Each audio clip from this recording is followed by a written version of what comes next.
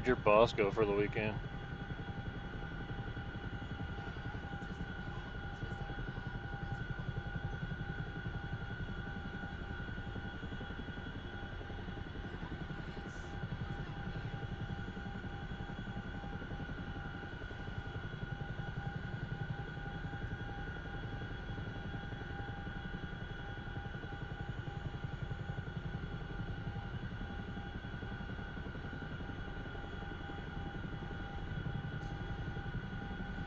Hey, hey. Early for this? Yeah. Is it 9 p.m. Eastern? Yeah. Oh, crap, I'm early. Yep. Oh, well. Oh, wow. You sure you're going to be up? Me? Yeah? Yeah. Oh, Yeah. you have the other thing, don't you? Yeah, I mean, I'll be around for like half an hour at least. Yeah, it's not so bad. That's what I think too.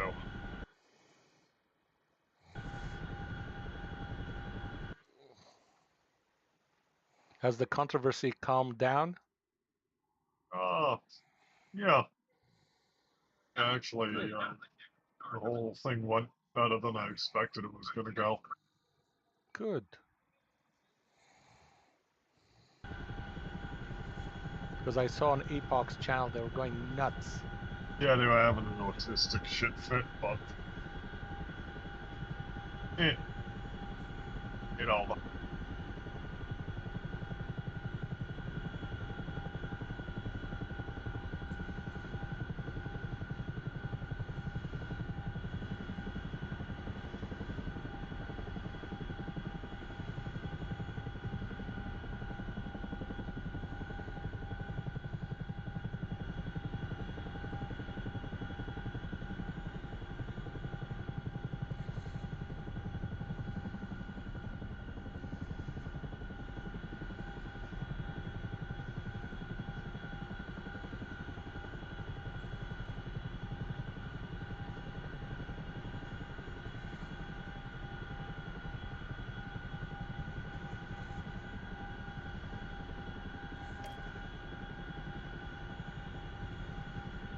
So how's your day been?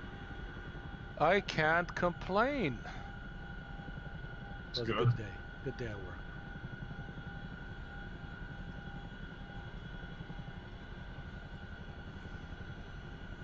I probably have the weirdest complaint for my day. Why? What happened? All right. They made me get off work early. They didn't let you? No, they did. Oh, they did? Why? What happened? Well, Fridays they usually try and get us out early anyway. But the machine was running fucking perfect all day. And I mean, all I had to do, I went in the morning, set it up, started it off. By noon, I had run 5 rolls of stock. My goal for the day is 5 rolls for a full 6 to 2. Oh, wow. By noon you did 5. By noon, I had the 5 done. You started at what time? 7? About 7 by the time when I finally got started, yeah. But I mean, that's after getting the ink poured. And I push the start button about 7 o'clock. Then he comes over there. I'm kind of at this point. I'm kind of dragging my feet on everything. And he comes out and it's like a quarter after 12. He's like, "You think you could run one more?" I looked at the time. I said, "Yeah, I could probably run one more, but you probably won't like it." It's like, "What do you mean?" "I'm gonna have to run the machine a little faster. That's gonna mess up your color." I don't care. Or never mind. Just gonna start cleaning up. We're gonna start cleaning up at 1. So here it is, a quarter after 12, and I'm already cleaning up. I'm like, I was actually kind of wanting to get that 6th one in. It was a challenge.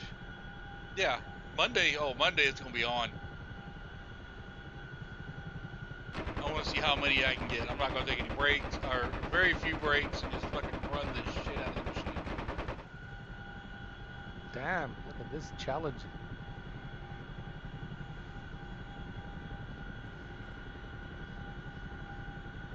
I just want to see how many. The overall record for it is 9 rolls in a day. 9 rolls in a day. Okay, you've done 6. I could have done 6 today, yeah. That's a lot. Yeah.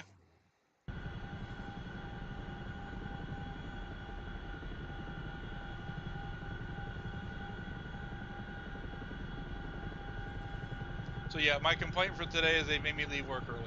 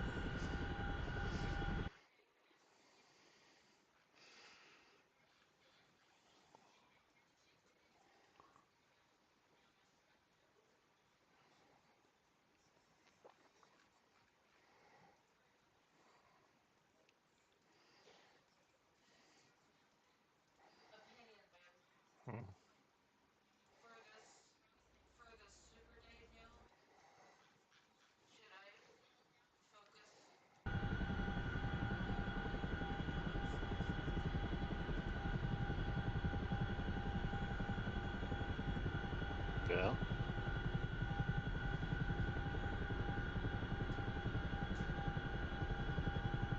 That and general flags and, patriotic type shit.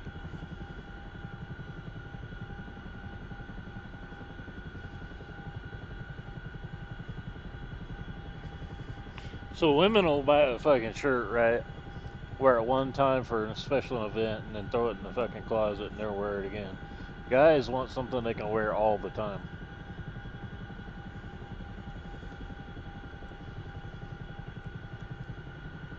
Like if you did the flag and like We the People or something with 1776, you'd fucking sell the shit out of those, I guarantee you.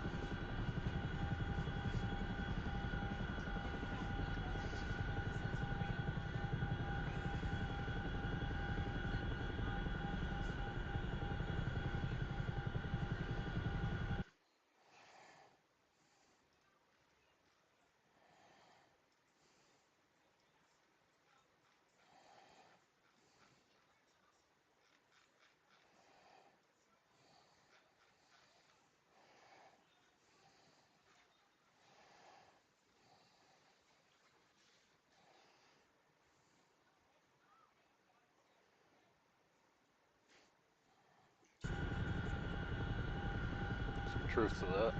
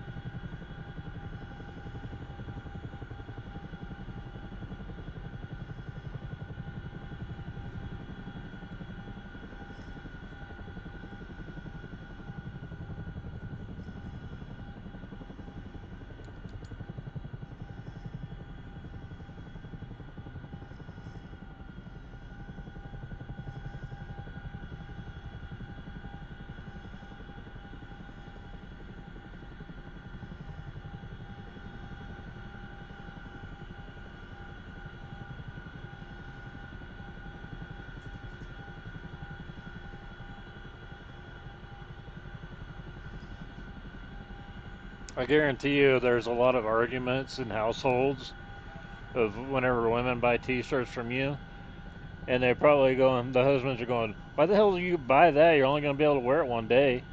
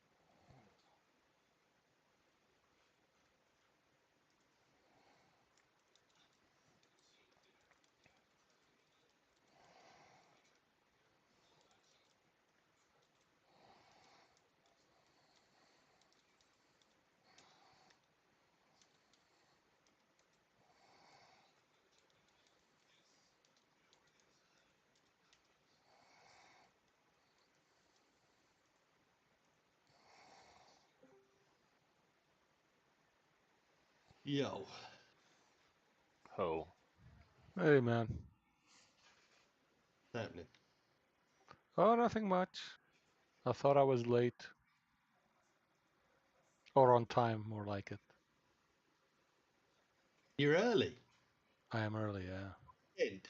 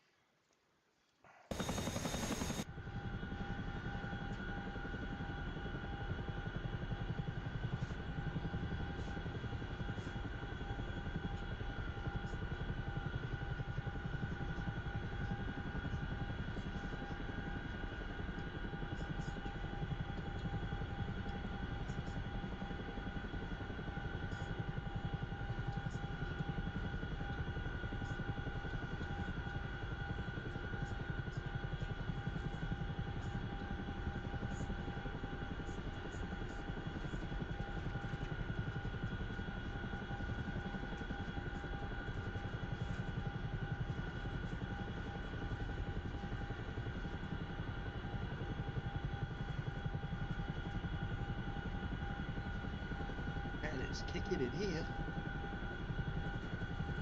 Yeah.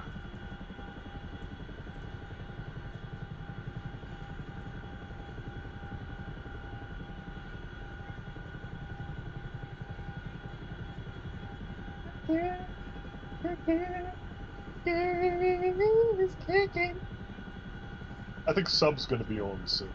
He's How do you typing say away. that? He's typing away in campaign briefings. Jeez, as long as it stops you singing, think that's what the noise was anyway, unless somebody put a red hot poker up their ass. Or somebody was Both. lobotomizing a cat without anaesthetic.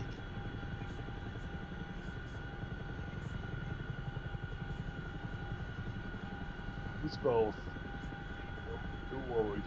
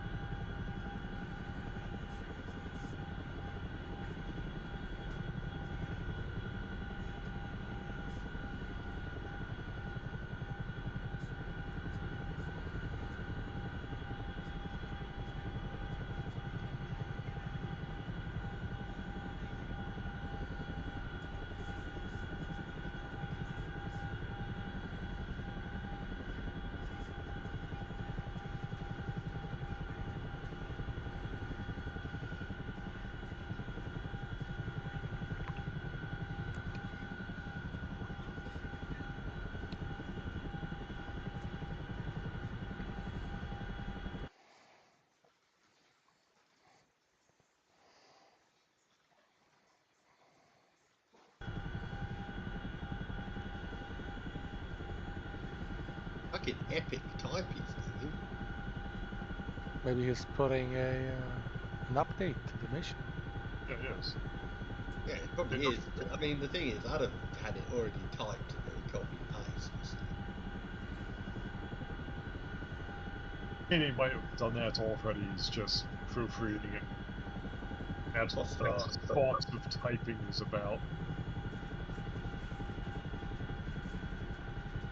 It stopped, so he either found something wrong with it or He's he did. reading. Delete type, Delete delete type. Oh, there we go.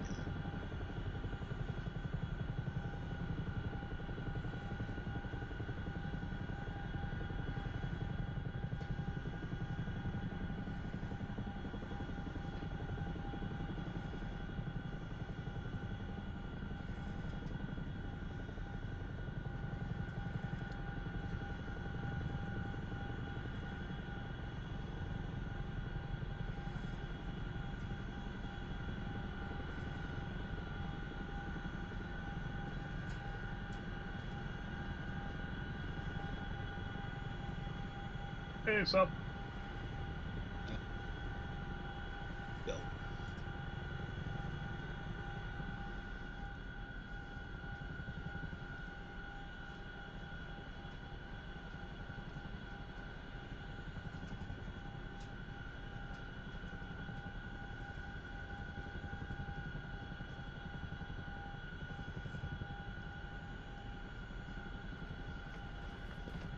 All right, take us to the action.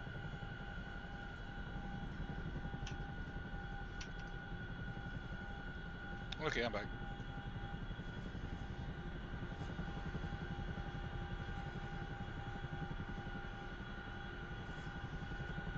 AFK.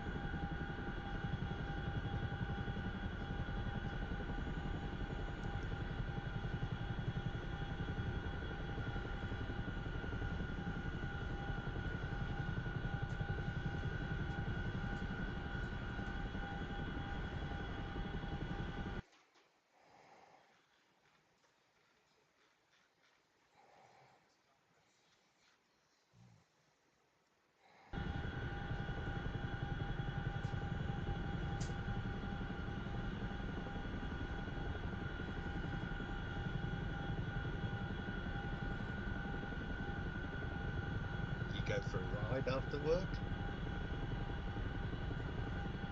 Nah, it's been shitty and rainy here pretty much all week. Today was the worst of it. It was very shitty and rainy today. Tomorrow's supposed to be nice. It was sunny and rainy here. Just miserable.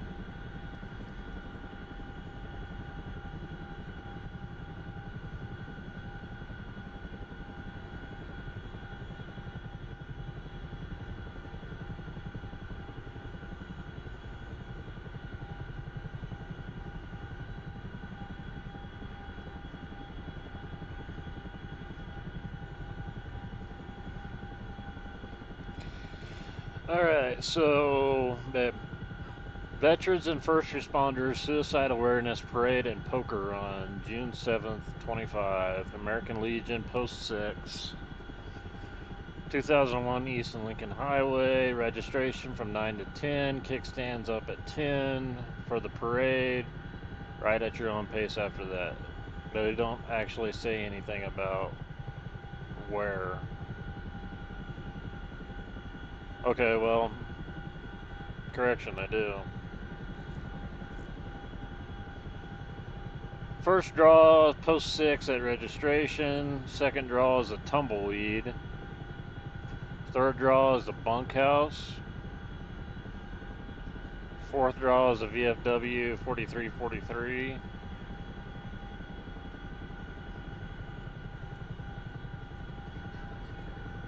Last draw is post 6.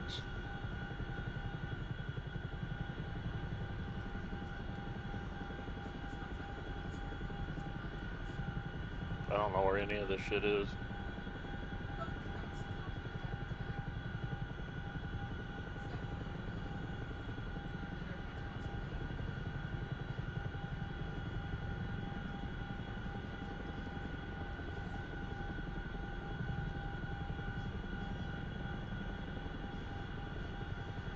Tumbleweeds out there too. There's the tumbleweeds out there at the TA Travel Center.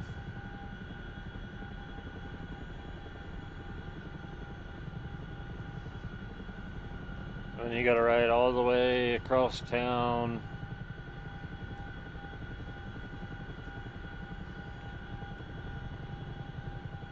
Come from the TA Travel Center all the way across town and go to the bunkhouse. And then you gotta go on the south side. Roller. What? And then post 6 is right in the middle of town. In the same place. I don't think the first group survived the incident. Ah, So I had to double. I brought a second group just to make sure. you fell on them, did you? I think they did. I think the olive tree got them.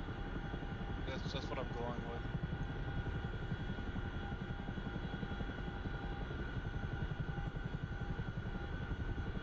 Right, Novy's not here. He's usually jolly on the spot.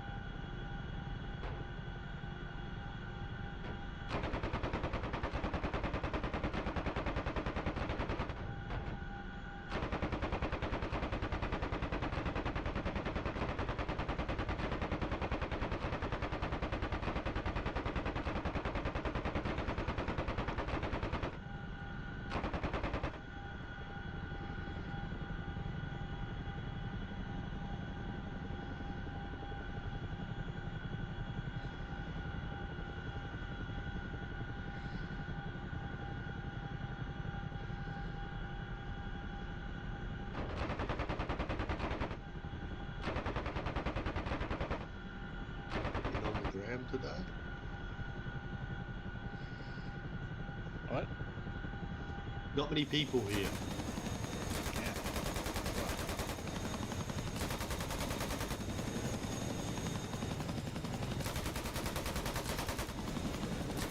Like yourself. Big shower before you got.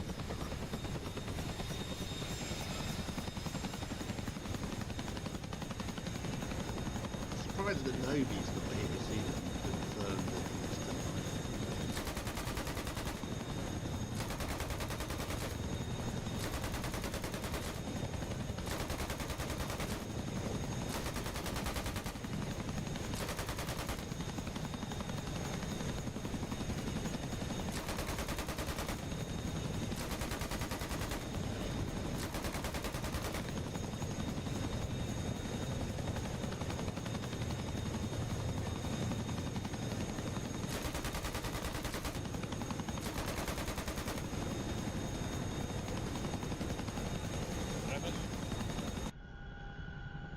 Just a little bitching, that's all. Oh, Tiny was talking. Got it. Yeah, you know Tony. Yeah, you know Tony by now. I was not bitching, I was just making a statement that we're light on the ground. That's all.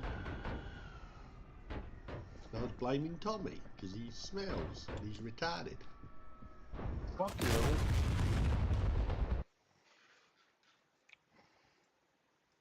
And you only smell like unwashed ass. Come on.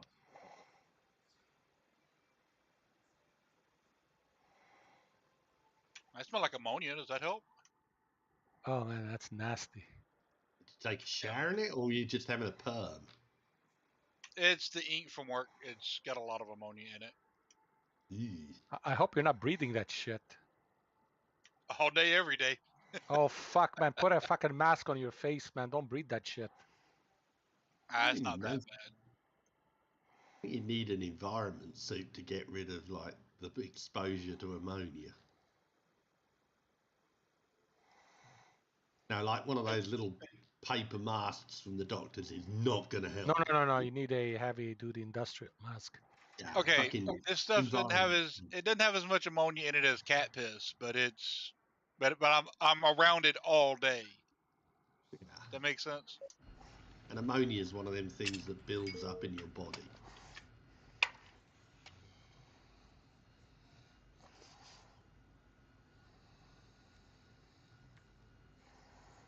I'll file it right up next to the gun grease.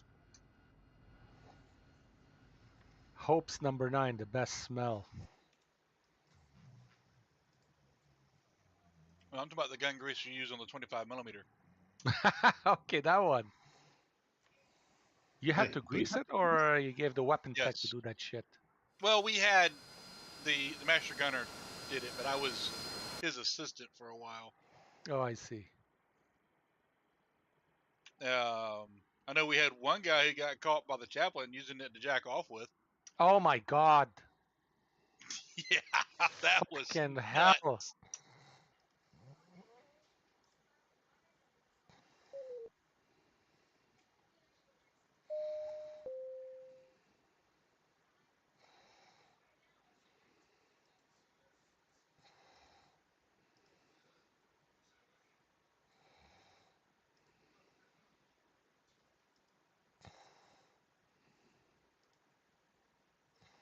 Trying to find some good stir-ins for ramen.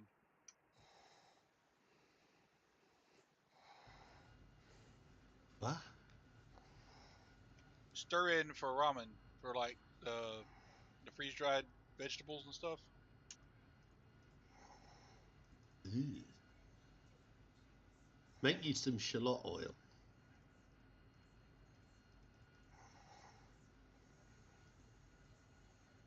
Buy some if you can't be bothered making it. Easy to make though. Oh fuck, this might be it.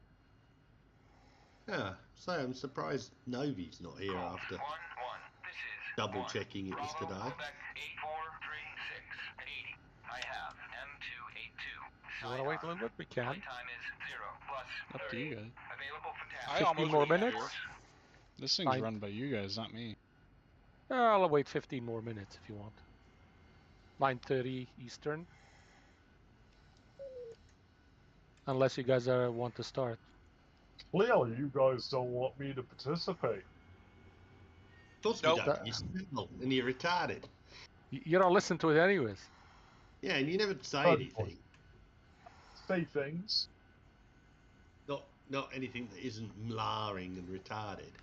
Most of the time, I come up with an idea in the beginning and we end up doing it. Like what? Look at the fucking 18s. Okay, maybe we can use the 18s to do seed, support the F-15s in their strike north of Aleppo. We always did that. 18's doing support. It's not something new. Yeah, but it's usually my idea. Well, I have an idea tonight that would make the 18s and the 16s the star of the show. Okay. Crash them into the ocean because they're ugly. Just keep in mind it's raining. Right? Oh, we have rain. Okay. The rain's not going to stop a harm. There's no rain in June. Summertime thunderstorm. No, not in there, not in that area. Where do you think you're living? Florida? It is the eastern Mediterranean. I mean, isn't Yeah. there some impairment bodies? It's fucking dry as a bone in the fucking summer. There you go. There's Novi, you see. There you go. He hadn't abandoned us completely. Hello. Hey, Novi, how are you? We're watching some French guy having a tantrum.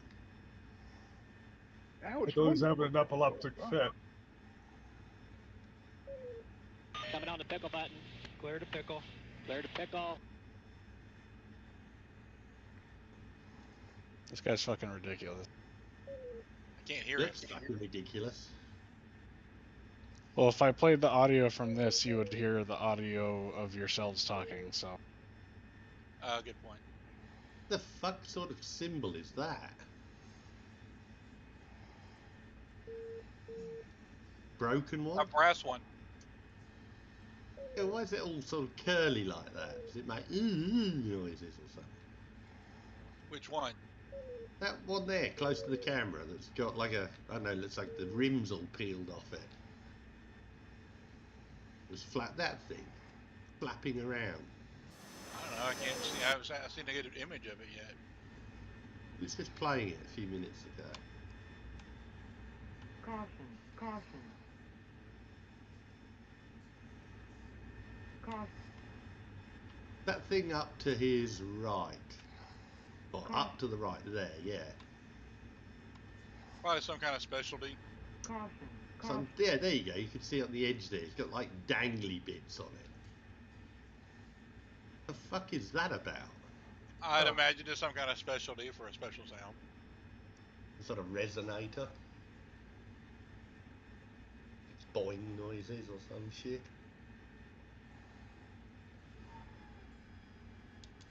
Looks like Adam Driver having an epileptic. Who the frick is Mario Duplantier? The drummer for Gojira.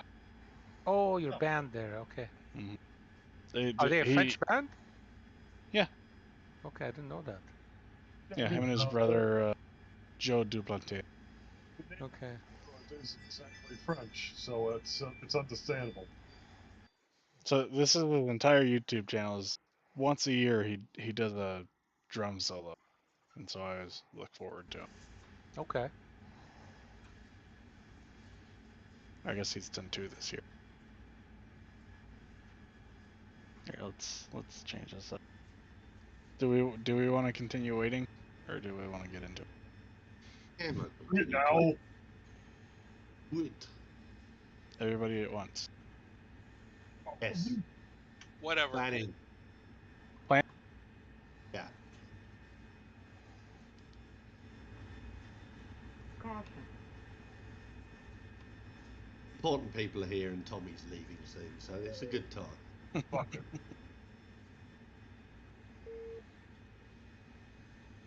All right, let's see. What do we got to work with?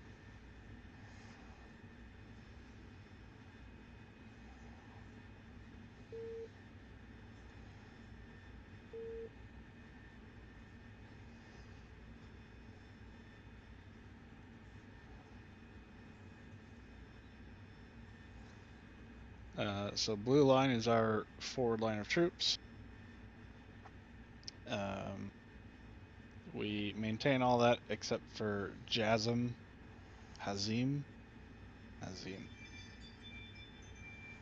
Which one? How's J pronounced in Arabic, Spec? Oh, that's Jassim. Jassim. Yeah, Jassim. Jassim is a hostile town. At this point, with our forward line of troops being outside of that, we've effectively cut them off.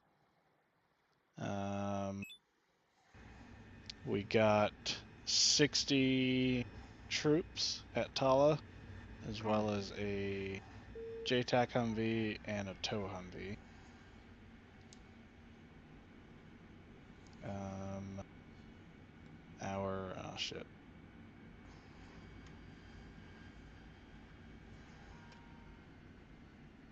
Our scout here spotted 2 EWR vehicles heading northwest about an hour ago. This scout has not seen them. I think that's pretty much it. This is our JTAC circle for Tala. Caution, caution. What about the JTACs I dropped on that intersection? I didn't even see him. I just saw the stuff at Tala.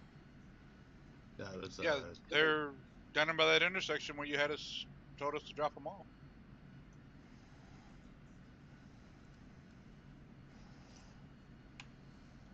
Well, then there's your circle. and one at Tala. Yeah, and I'm guessing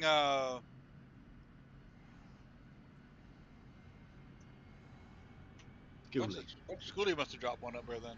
Yeah. We got any anti-air at Tala? I don't think so. So no stingers? Landing gear. No. Altitude. Okay, it leaves those boys kind of vulnerable then to attack either from some helos or conventional. That seems something we should probably mitigate. Altitude. Yeah, we had another JTAC at Thala as well, so there should be another blue circle.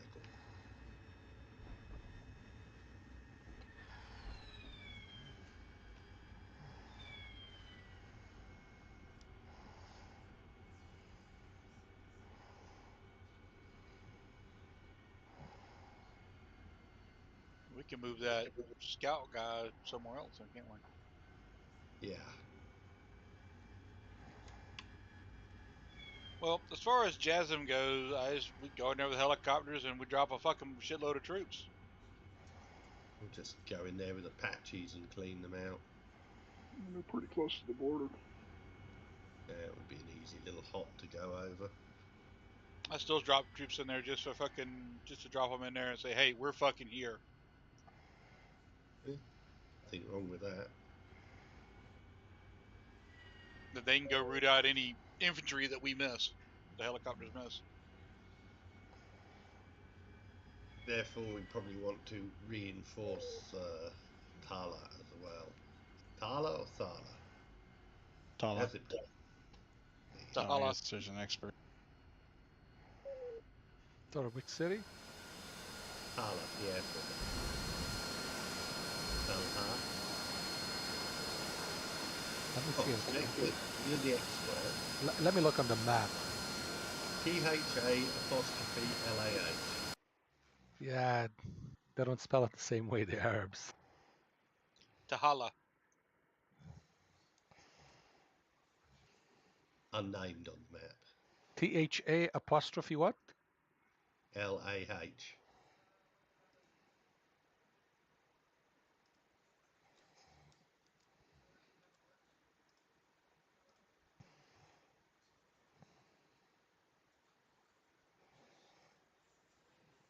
Al Jizza.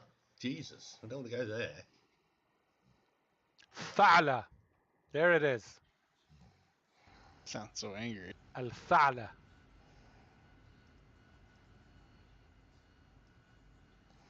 There you go. Angry Thala. There you go. Thala. Request refueling. What does the apostrophe mean? Request rearming. There is no apostrophes in Arabic. Well, why is it in the English, anglicised version of it then? Because they can't spell the Ain word. What? The Ain. You can't say Ain. So you have to put an apostrophe and pretend you know you're saying the word.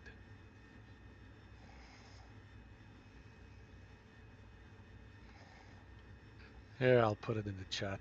There's a letter that we don't have. It's a letter you don't have, yeah.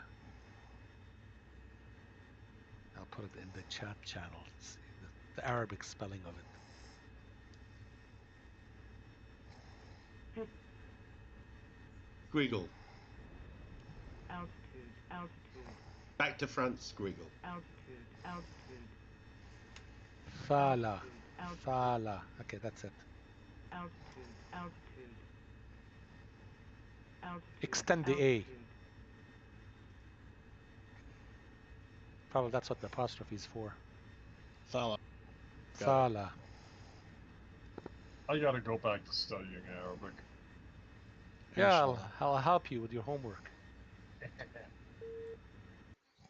Caution, caution. 15 seconds. Anywho,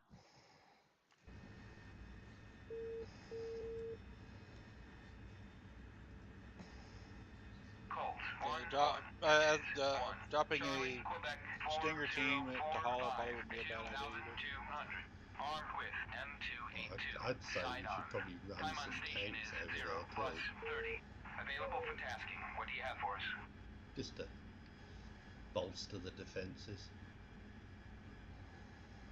Well, I mean, what are we planning on doing with it? Just denying it from them, or are we going to use it? I think we should use it, sort of. I did put a suggestion into discussion, but I don't know whether anybody actually bothered to read it. I read it. Well, it's the home of the 765 and the 766 Mi-24 squadrons. 2,200. I have Plenty more. M282. Side on. Time on station is 0 plus 30. Available for tasking. What do you have for us? I can have Jordan on the phone to ask that. But, well, I mean, I'll run it past people here. What I suggested was this, that we basically explain to Jordan that this is not a land grab and offer them joint custody of it. And if they don't want to do joint custody, ask them to supply an observation to an observer team to make sure we're not land grabbing, and then issue a statement to the international community stating that we have occupied the airbase further to our goal of removing the illicit radical jihadi extremists who have co-opted the legitimate government of Syria, and once these criminals have been removed and the legitimate Syrian government restored, we will vacate the base and return it to the Syrian people. You've been thinking about this for a long time, aren't you? This is rehashed last minute. That's it. No, I vote for Tiny to be our PR guy. Yeah, sounds good, man. And then basically offer the chance to other people to be observers, like maybe the UN, the US, maybe even Russia, to observe that what we're doing. But you see, there's an alternative motion, and let me lay some Machiavelli on you, right? So, Ready to copy remarks. shown a little muscle, we spend a little cash, right? Employ some of the locals to help rebuild the airbase, right? Now, that's stage one. Stage two, we bring some of our underground guys, you know, the guys who can go and infiltrate in amongst Arab circles. We bring them over there and hide them there. And then employ locals to help do the rebuilding, and then we can possibly send out some of our guys with them when they go home from work in the evening. And secondly, you've got to guarantee that if we get locals in to help rebuild it, the insurgents, if the shut up, the insurgents are going to want to, you know, put some of their own people in there. So we do a little bit of, you know, release a bit of information to start with, some true bits of information that they can verify, like we don't know they're spying on us in there, and then we can later use that to give them false information or lead them into traps and things. IP inbound. If it's a spy sim, yeah, but we're flying jets and helicopters. I know, but I mean, you know, I'm with you. It sounds good. Intel is key. Yeah, Sure. he's got a point. Yeah. I would. More intel is always better. Yeah, of course. I would hate to see Tiny playing fucking Dungeons and Dragons. I'm a very good DN. I just want to back up to the part where Roller said that Tiny should be our PR guy. I just want to, you know, refresh your memory of previous campaigns. This is the guy who will throw tomahawks any chance he gets. Yeah. But we don't have tomahawks for him to throw, so we don't have to worry about that. He hasn't had the chance yet. I believe it was one of your presidents. He said, "Walk softly and carry a big stick." It was, yeah. And it is a very true thing to do in life. Walk softly or speak softly? Walk softly. Speak Float like softly. a butterfly, sting like a bee. That's Muhammad Ali, for fuck's sake, like your president. Okay, well, if we're going to take Tahala, whatever the hell the fucking spelled, pronounced, maybe we should just go ahead and move our forward line of troops to go around it. Sure. Pull up. It just means further for the supply and things like that to travel, and all they are supposed to be is just a buffer. I mean, all you're looking at, you're looking at another, what, 10, 15 miles? Yeah, but I mean, we could send some just reinforcements to Thala cross country, can't we not? Track tanks and some more APCs.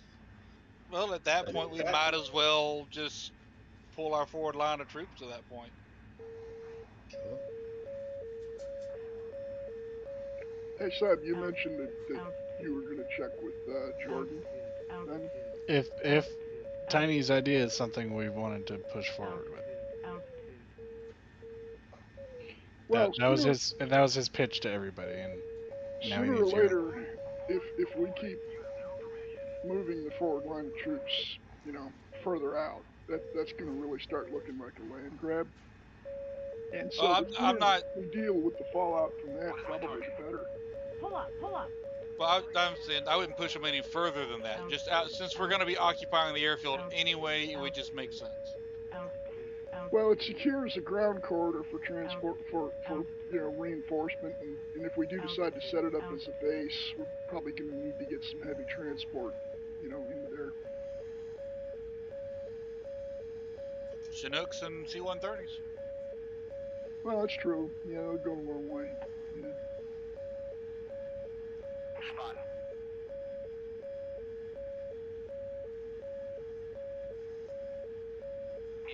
That they would push as they push forward, they would be able to make sure that, you know, the area is clear. I mean, like, we didn't know those guys were in Jessom until they found them. Over it. Yeah. Pull up. And there's plenty of road network there to move supplies through without having them to take, you know, the same route every time. Well, we can bypassing the towns as well, because if the insurgents are going to operate, they're going to operate out of the towns. Altitude.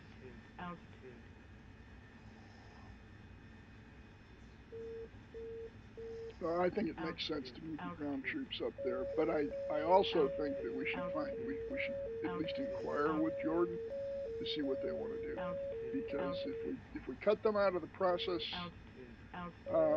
too early, then we probably lose the potential of having them as an ally.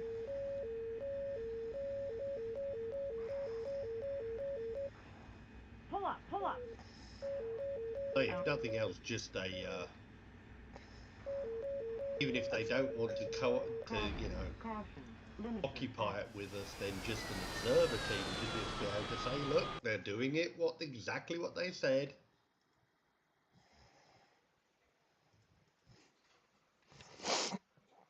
it's you. Well, Yeah. anytime you're doing counterinsurgency, you gotta build up street credit, because without that, you're never gonna win.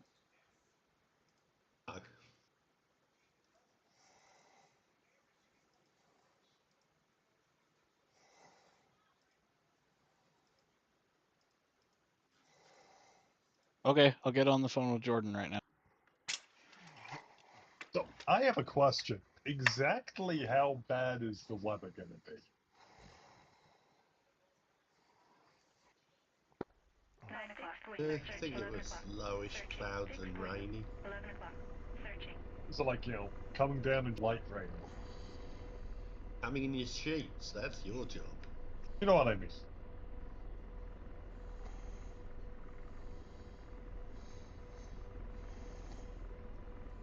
Yeah, I'll have to get that from Sub.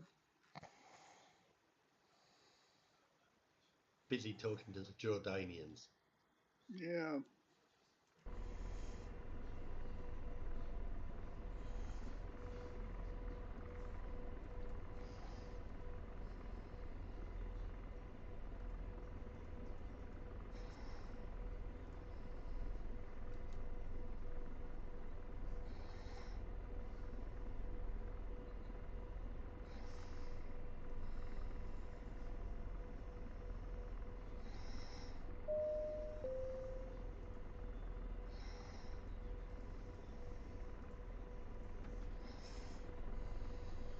Rotor RPM high.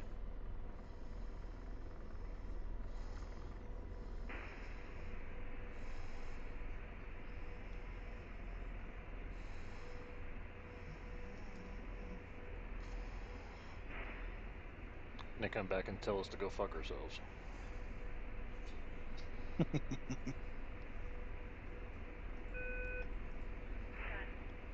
o'clock. Searching. Fan. 1 o'clock. Searching. Hawk. 10 o'clock. Searching. Hawk. 10 o'clock. Searching.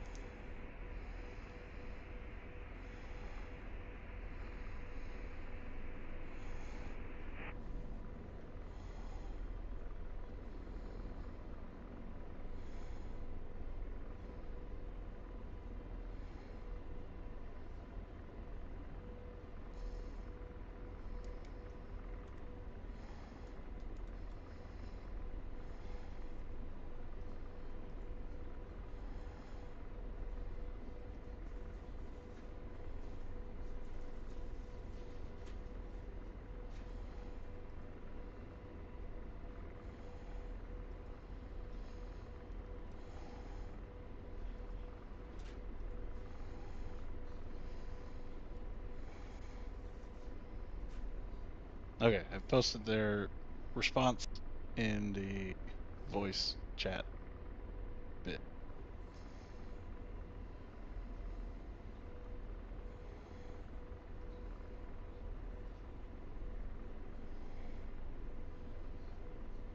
But Sub, before I run off, exactly how bad is this weather going to be?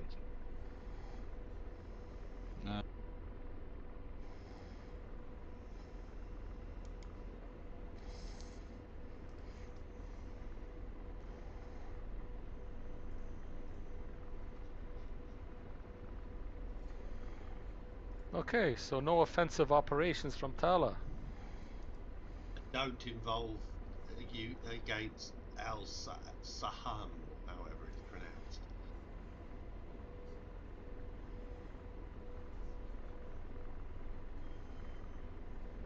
So, we could take offensive action from there that's against the insurgents. Okay. I mean, I would be more inclined to say, let's use it as a forward base for our OH-58s and things like that, to be honest. Not great, not terrible. Well, are they going to be armed OH-58s?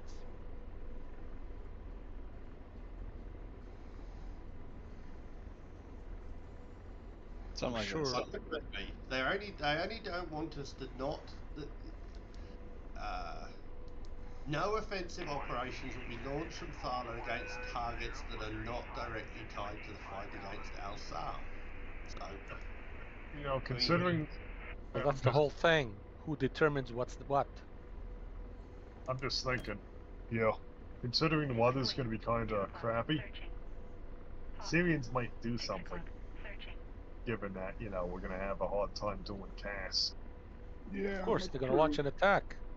Probably, yeah. They're bound to respond somehow, because we did push out quite a ways. Yeah, I gotta drop. See you guys later. See ya. Yeah. So, Fixed wing, 10 o'clock, searching. I think that's a fair response from them. Very diplomatic. Hawk, 6 o'clock, searching. yeah, Well, they've been sitting on the fence so far, but maybe they're starting to tilt our way just a little bit. I think this is the right way to do it too, to try and involve them in things, and, you know, so that they can see what we're doing. Yeah. I think we could probably get away with putting helos out of there. I don't know about putting a lot of armor and so forth down there. That would probably look more like a general type of preparation for an offensive. I'm only talking about like a platoon of tanks and a platoon of PCs just to bolster the defences. Yeah.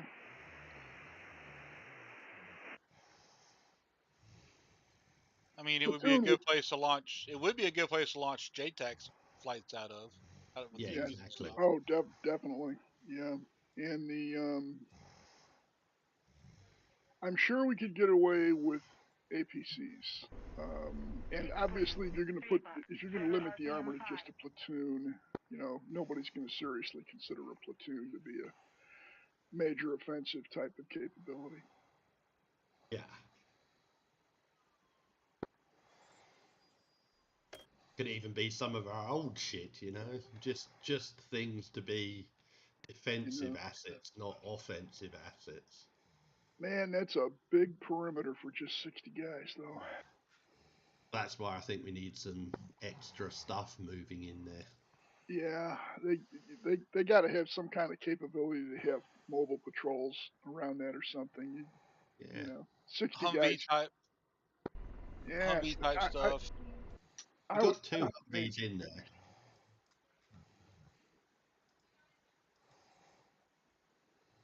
We're gonna need more than 60 guys to occupy that, so I'm probably gonna need at least another couple of Chinooks worth.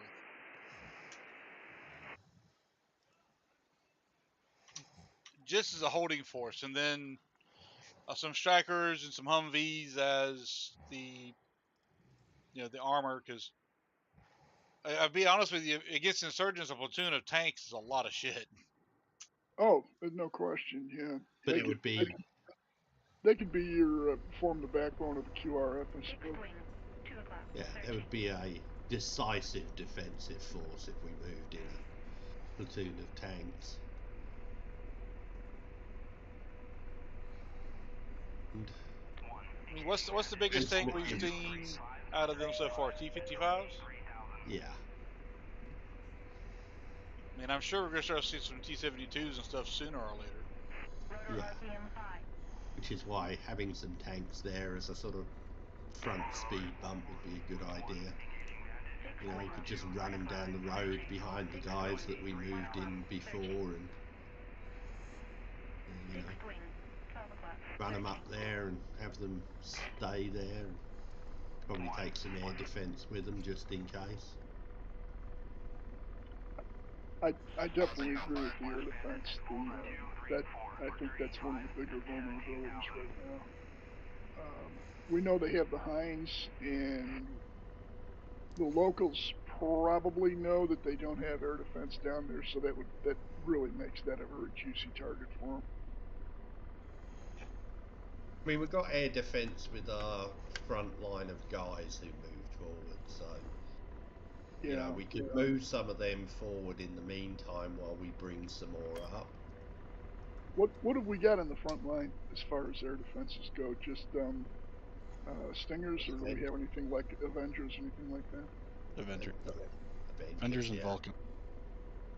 Yeah. So just move a couple of them from the defensive line up and then replace them from behind. Well, That's if we're gonna something move, if we move the line up, that would put them there anyway. Yeah, but they're going to be patrolling, so we'd still want some static stuff there. Do we have access to anything like a, I don't know, like a rapier system or something that we could put up there? It's pretty light system, easy to transport. I don't think they had rapier. Okay. I think the biggest danger is going to be from the helicopters. Well, could they use fixed wing against it? Yeah, they could, but I just don't think the payoff would be worth the risk. Thinking about it from a insurgent's point of view. We could move up one of those, the Hemet with the Sea-Wiz on it. What's that thing called? Sea-Ram? Could move one of them up, a Vulcan, couple of Avengers. Yeah. That would be a good little air defense packet for that, along with some extra forces. Yeah, I think if you got the C-Ram, we probably don't need the Vulcan. I mean, that C-Ram is really wicked.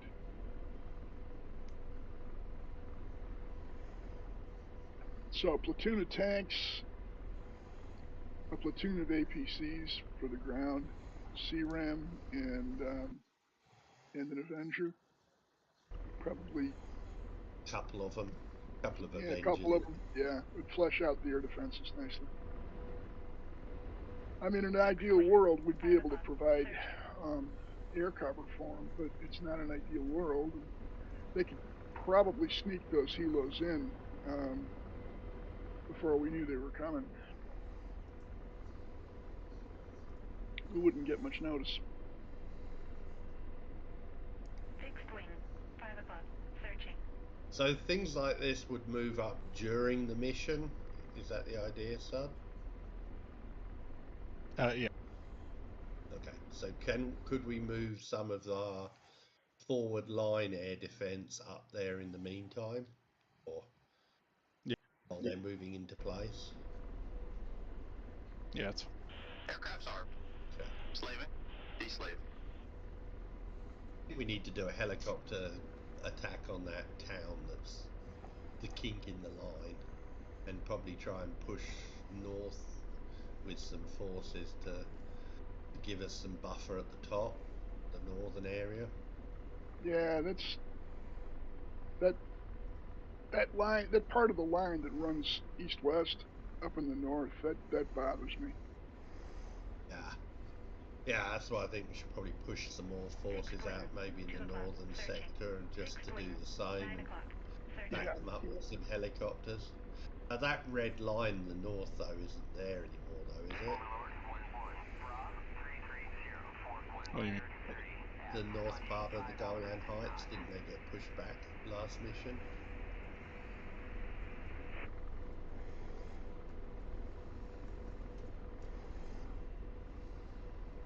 Yeah.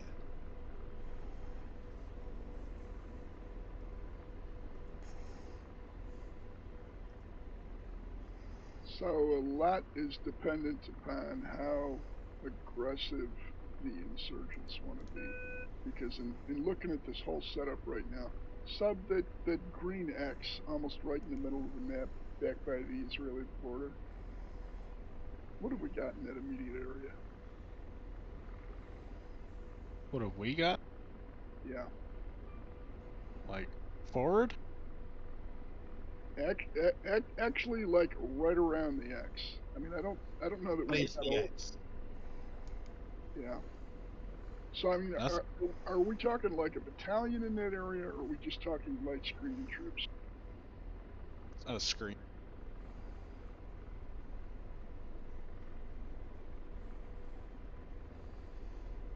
What is the green X, sorry? Just a UN outpost. Ah, okay. Is it still a UN outpost? Yeah. Okay. Well, daytime, but really lousy weather.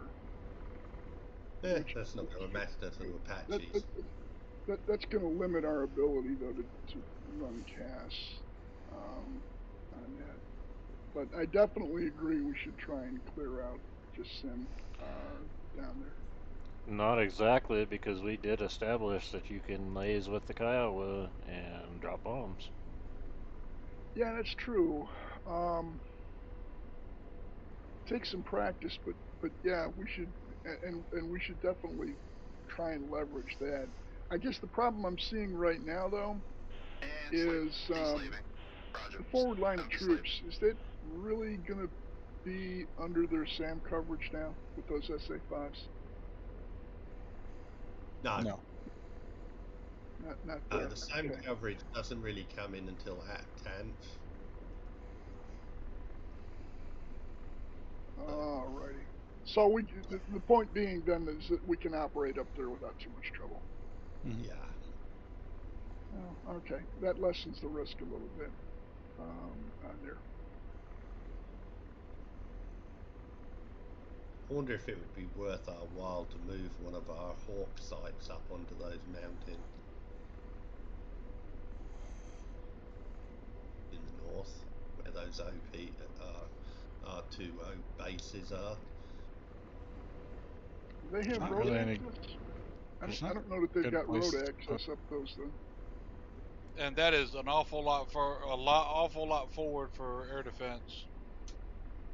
Especially Yeah, something valuable like a Hawk site. Yeah, well, some more of the light stuff, CRAM and stuff, just to defend them from any helicopter attack. Yeah, I mean, those are high value assets. If you do put them up there, just be prepared to lose them, because remember they probably still got some artillery systems off to the east. I dropped a whole Chinook worth of man pads up here last mission. Oh, all right. So here's a question for the north: do we still want to push to that helipad, that little outpost along the Lebanese border? I think in the context of clearing that northern area, it wouldn't be a bad idea.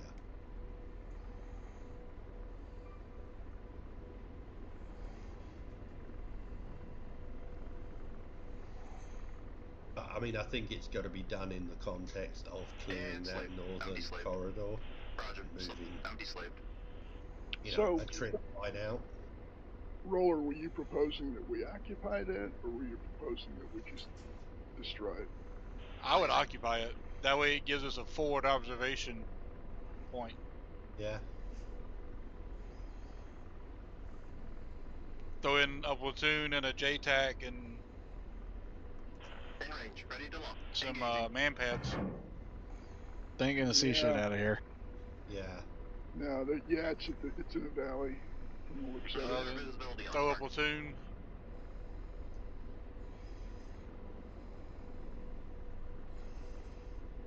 Yeah. Certainly would be ripe for an infantry drop-off in there. But, as I say, we'd have to make sure we send some Apaches out that way to clear it. Can't see the target. Or something to clear it.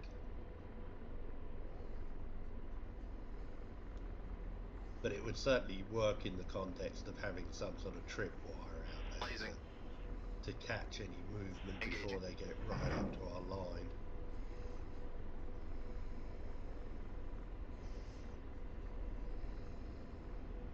Zoom out a little bit, so. Lasers off. Good effects on target. So what's the distance from that lasers off. helipad to the MLI? Engaging. To what? From the helipad back to that red line, scallop line.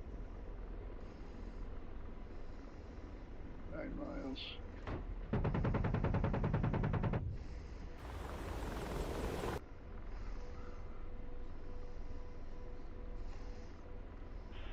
Laser firing. Hellfire's up.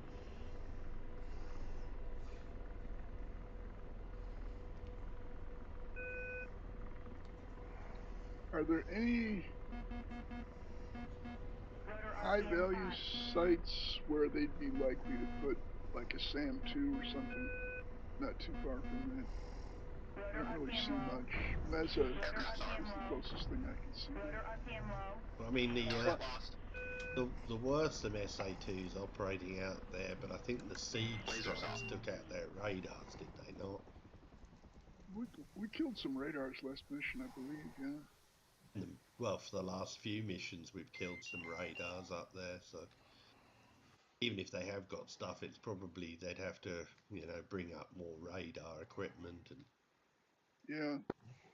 That's But we should start trying to push a little bit further north because if we don't, there's the fighting is liable to bleed over into Lebanon, which politically is going to cause us problems. Yeah, Lebanon with their whole 2 jets and No, it's not.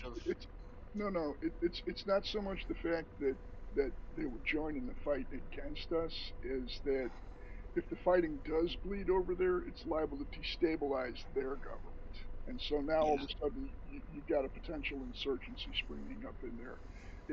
So it just really complicates matters. So pushing along the border towards that, I do see some advantages to that. There's no question about it.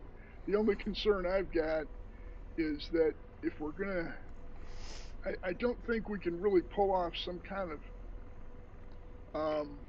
operation where we're just going to fly in and drop troops, because you've got an awful lot of hostiles between you and friendly territory there, and you don't want to set yourself up for some kind of a Gen 2 or something. Yeah. Or Kaisan. Yeah, both were real similar in terms of the strategic aspect of that. But it's only, on the other hand, it's only 9 miles. So it's not like we have to push that front line back very far. So I can definitely see some advantages to grabbing that, but I think we probably have to push the line back. But if we do that, if we do push the line in the north up towards the helipad, man, our front line starts to look kind of choppy. Well, again, it's only a screen. It's not like we're relying on it to be a heavy-duty defense. True. More a warn us of anything coming. So the concern that I would have then is that you push that, and I'm just trying to think about this from both aspects. If you push that line up towards the helipad, now the insurgents have got a pretty big salient in there to work with, and those are always kind of bad, because if they do decide to attack across that area, then we're talking encirclement, and that's never pleasant for the guys on the ground. No. But honestly, other than grabbing Jazan, developing the base at Tala, and then pushing that forward, that's probably the best place to expand right now, because it granted there's some risks going along with it, but the payoff is that we secure that much more of the border with Lebanon, which can only help to keep things settled down there. Well, we do have a JTAC in that area who hasn't been reporting anything, so chances that area is probably clear. Oh, I didn't realize that. Yeah, it's true. Well, which means that would tend to lessen the risk then of doing that push up towards that heliport. That would certainly lessen the risk. We could basically do the same as we did in the south and the centre too, which is to push some ground forces out. Again, same sort of stuff, light PCs, some AT vehicles, back it up with some helo drop troops and an Apache patrol up there. Hey, Sub, is there a road connection between that heliport and back towards our front line?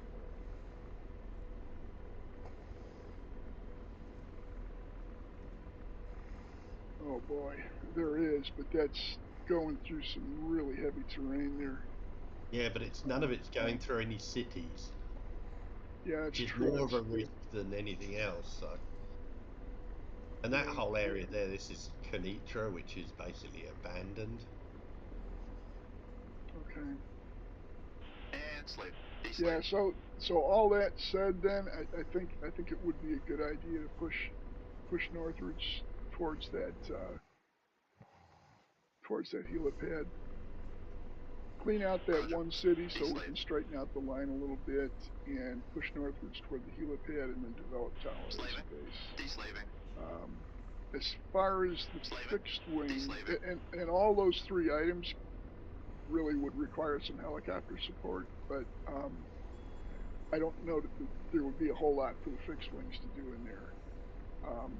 But I do have one other comment regarding the fixed wings. I forget who I was flying with up there, but when I was flying the Mirage along the coast, we had those Su-24s that were coming down. Yeah. And I don't think they flew any further south than the Lebanese border with Israel. But they had to be there for a reason. You know, those were Syrian aircraft, so they were there for a reason, and they might have just been trying to sniff out our air defenses a little bit. I thought they were Turkish. Roger. I'm deslaving. Isn't it? I don't know. Is that Syria? That's a 23. That's Algerian roundel, but I think this is Turkish. 23. It's an SU-24. Whatever. Big difference, dude. For the lack of liveries, the Algerian stuff is Turkish. Oh, it's Turkish. Okay. Roger. Deslave. Well, I don't see them as a direct threat right now. They might have been up there just to poke us a little bit and see what we were going to do. But I don't see them as a threat. I think they're trying to get us to shoot at them so they have an excuse to get involved. Yeah, you could be right. That would, you know, I mean, if they're trying to goad us into a fight, that would be the way to do it. Send some attack aircraft down. Engaging. We don't really know what they have on there. Doesn't look like that's not a drop tank? Well, yeah, that's fuel. But what else? I don't know. That looks like a gravity bomb to me. That's outboard of the. Yeah, I can't tell. No, that's not a bomb. That looks more like a ECM Maybe pod. Some kind of could be a pod. Yeah. Engaging. They don't look particularly well armed, so. Engaging. No, It's and they probably weren't just provocation and patrol. and they weren't carrying any any heaters or anything with them. So it was. They clearly weren't up there to challenge us in the air. Laser on. Wasden gun. What is Lasers that off. thing? That's it. The ECM pod. Blazing. All right. 12 o'clock. Searching. Fixed wing. 1 o'clock. Roger, engaging. Searching. Fixed wing. 6 o'clock. Searching. Fixed wing. Yeah, I mean, Searching. with that kind of loadout, Setting where boost to you're 50. talking fuel tanks, so you got plenty of fuel and you can run like hell real fast in ECM. I think they were just poking our air defenses a little bit and trying to size those up. Probably conducting some Elint and just, as say, provocation and patrol. Yeah. Now it wouldn't hurt for us to have, especially if we've got some guys that are not real quick on the trigger. Lasers off. It probably wouldn't hurt to have a couple of pointy noses detailed up there. Blazing. In case they do send any more aircraft down and just to pull off an intercept with them. Don't shoot at them unless they start shooting first, but pulling off an intercept sends a message that says we can shoot you down if we decide to anytime we want. It's to get Machiavellian again, though. Here's what I'd do if I were the insurgents. If I'd wait until we were patrolling up there into a Turkish aircraft, and I'd send up a couple of MiG-21s and shoot down the Turkish aircraft. Oh man, you are nasty, man. But that is a good idea. That's what I'd do. And you know, Yeah. the whole false flag thing, and make it look like look, there was Israeli aircraft in the vicinity and a couple of SU-24s got shot down. Who's the bad guy? Yeah. No, it's a good point. Well, if there's an AWACS plane, they'll record all that and they'll see it's not true. Well, we will see it's not true, but what's more important is what people elsewhere are going to believe. And so if there's people in the Turkish government that think we might have dummied up the recordings to cover our tail, then who are you going to believe? Okay, as far as the pointing those guys, how much do we want to focus on those SA5s, or do we want to? They need to come hold down. on them? Well, eventually, yes, but there's a We need to- lot of available military targets around Damascus that could be dealt with. But I think, when you're talking military targets, obviously we're talking strike, and I think trying to pull off a strike with the SA-5s still up is probably not going to be a good idea. I think that I would say we should probably take another crack at the SA-5s. I know it's been frustrating, but I have an idea of how we can take care of the SA-5. I got 2 plans in mind that may or may not work. Let's hear 'em. Alright, first idea I had was having 4 sections, so 4 pairs of aircraft, F-16s, F-18s, because that's the only things we got that can carry harms. And they fly out until they get to a point where they start getting engaged, and they break off into 4 groups. And this is going to require a lot of coordination among the pilots. Basically, once they start locking and firing, everybody drops down to the deck, and then like one group pops up, gets a bearing, waits for them to shoot at them, drops back down, does their evasion stuff, and then another group pops up, does the same thing. So that way they're bleeding the missiles, they're getting closer, and once they get within range of where they think they're at, they can launch off. You got 16 harms going down range. One of them's bound to hit. Well, the 5 can only engage one target at a time. Exactly. 5 battery, yeah, because it's semi-active radar only. So it would be. I would say the attack plan would probably work. I like it because it's a little bit different from what we've been trying in the past, and what we've been trying in the past hasn't worked. So try something different. The other idea I had was have basically the same kind of setup, but instead of having them spreading out over 50 miles or so, have them leapfrogging each other. So that way, the lead group would come in if there's like SA-8s or SA-6s, they can knock out those, turn back and go rearm and come back, and then the next group would go ahead. Basically, they would clear the path for the group behind them. And hopefully by the time of the last group, if they don't make it to the SA-5s, that first group would be rearmed and back in the air and headed back that direction. And just kind of build a road, so to speak, to the SA-5s. And basically, and you use your RWR to get a bearing on the SA-5, because I know in the F-16, and I'm pretty sure the Hornet's the same way, the EWR is really good for getting a bearing. Or the RWR.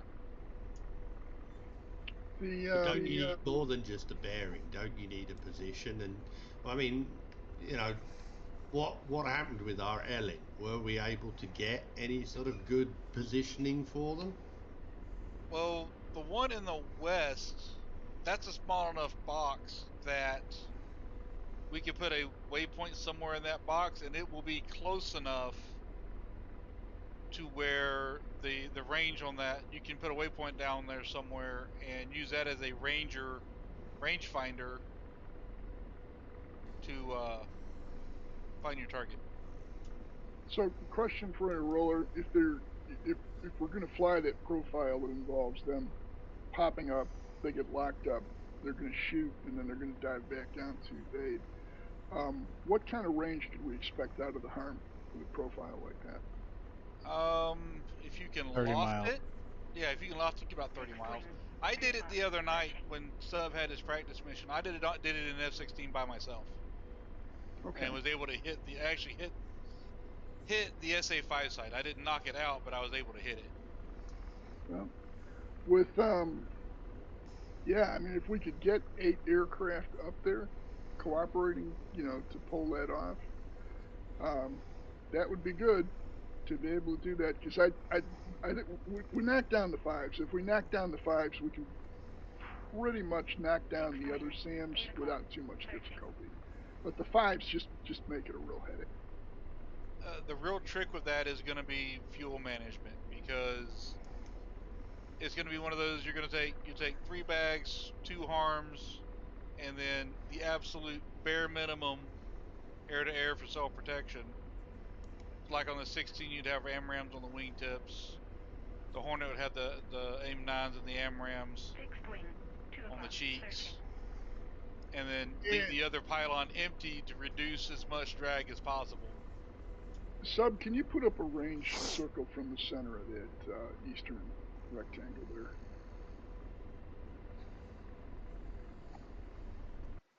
Fixed wing, 2 o'clock, searching.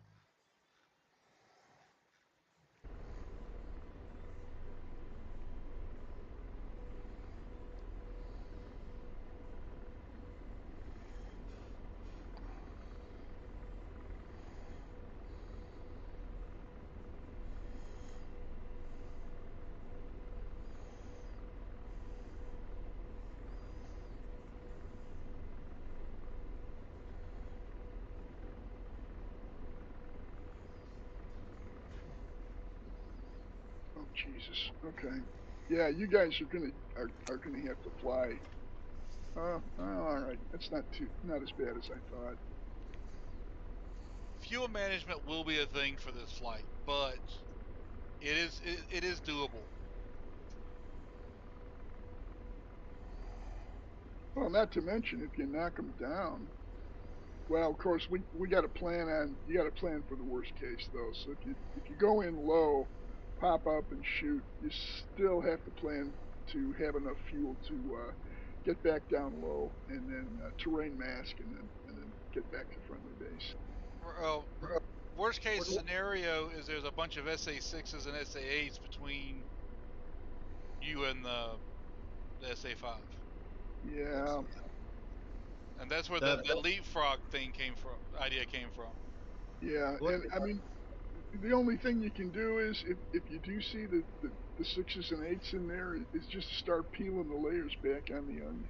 You know, use the harms on the 6s and 8s, and then go back to friendly turf, rearm, and then go after the 5s. Would you not be better to take out the tracking radars rather than the search radars? Yeah, but I don't think the harms are. I don't think the harms are that selective, though, are they? I think they're just going to go after. No, you can pick which one you want it to go after. Oh, all right. So, well, if the tracking radars are down, the whole system is down. I don't know if the SA-5 can shoot without a search radar or not, strictly with the tracking radar. It uses the tin shield and the clamshell, and there's a third one I can't remember the name of. But it can use any of those 3 radars, and I think it can use it for both.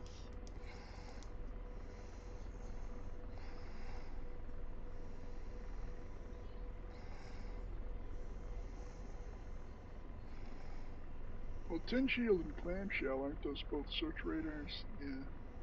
What's the tracking radar that it uses?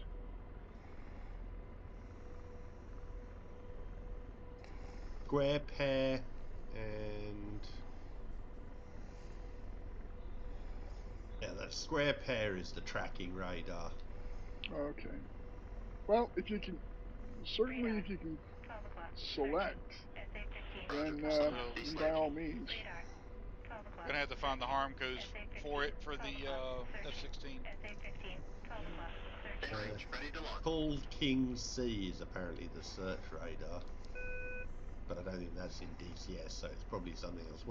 What's the DCS search radar for the SA5? Tin shield and the flat face. Flat face. Okay. Flat face is an old one. That's SA6 too, isn't it? This is the SA2, 3, and 5. Okay, yeah. So the 5 is a dual search radar system. So it has one of these, and then for the long range detection, a tin shield. Okay. And then the track radar is the square pair. Yeah. So we'll need all three of those codes for the 16. I don't know if the Hornet needs those codes or not, but I know the 16's got special codes for the harm that you put into the UFC. Well, theoretically, we only need to take out the tracking radar. That's what I'm saying. Is without the tracking radar, the search radar basically does nothing. It's just an EWR. Laser on. Yeah, I think that would be it. There'd be an advantage to taking out the search radars, but you're right. We definitely want to focus on the prioritizing the tracking radar. Does DCS use the search radars as a source for the GCI? There are scripts that allow you to do that, but I don't know. I don't want to say anymore. Does it do it by default? Oh. You can script it. I thought the Mirage you could set it up to use those radars for the what's that The Mirage, the TAF, yeah. Yeah. And yes, the Mirage has that feature built in where they can actually get data directly from a search radar, and but it'll only track one target at a time. So it has some limitations to it. But bottom line is, if we take out the tracking radar, we can probably pretty much run wild up there with harms and take out the other stuff. And once we've peeled that back, then it's time to go in there with the strike missions and so forth, because you're going to own it. You may run into some air opposition during the day, but we should be able to deal with that.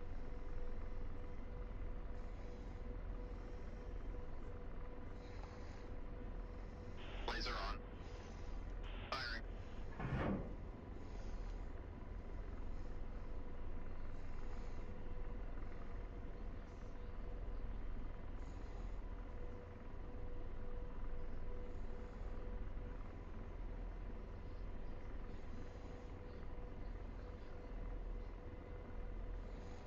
And Sub, you mentioned that our scouts had spotted some kind of road traffic going to the northwest. What was that? EWR. Two of them. They're probably going up to, I would suggest they're probably going to SACAL, because if they didn't pass the second group of our guys, they're either moving slowly. What's that road distance? 40 miles. It could have taken them longer than that to get between the two, but other implication is they went off on one of the other roads. I think SACAL is a good, safe bet. Yeah. Put an EWR out there. Fixed wing, Yeah. 2 o'clock, searching. Fixed wing, 8 o'clock. Then maybe searching. moving the other one up north there. I don't know, Fixed but wing, 2 o'clock. they're either moving slow and they haven't gone past Scout 3 yet, or they've taken another route. Well, if they start setting up more EWRs, it makes it that much more difficult for us to sneak in under the radar, no pun intended, and be attacking that SA5. So what they're doing makes sense, and moving one to SACAL and the other one possibly to the northeast would make sense. If they're trying to set up some kind of early warning screen to protect that SA5.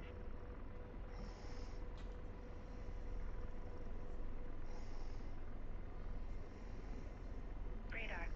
12 o'clock. Searching. SA-15. Lasers off. Searching. SA-15. 12 o'clock. Searching. SA-15. 12 o'clock. Searching. Blazing. And the ground units going into Bala sub, is that strictly ground travel? We're not going to be moving any transport birds in there. Firing. You can. I'm not sure. I'm not sure I really see much of an advantage to risking transport, because if we send transport birds in there, they've got to be escorted, and it just ties up that much more of our air power. I mean, the JASSM attack can be part of clearing that northern area, or patrolling and clearing that northern area. You know, you could either take that from Rosh Pina or from the FARP. It's only a few kilometers out there. SA-15. Probably the northern part would be best to do from Kiryat Shimona. It depends on whether we do want to try and take that heliport up the north. I think if we want to try and do that, then we probably don't want to use the CH-47s down to Thala. I would agree. Yeah, it's because best case for JASSM, okay, it's a town, Lasers off. a couple of attack helos, and a Kiowa for scout. Oh boy, there's a lot of places to hide in there, man. Yeah, but we've been clearing towns like that over the far side. Maybe not as big and as dense, but you know, you get a few 100 feet up, you can easily spot tanks and things in there, and they're really all we need to worry about. I mean, the infantry, sure, it'd be nice to clear them out, but armor's the only thing that's going to be of any risk, and air defense, of course.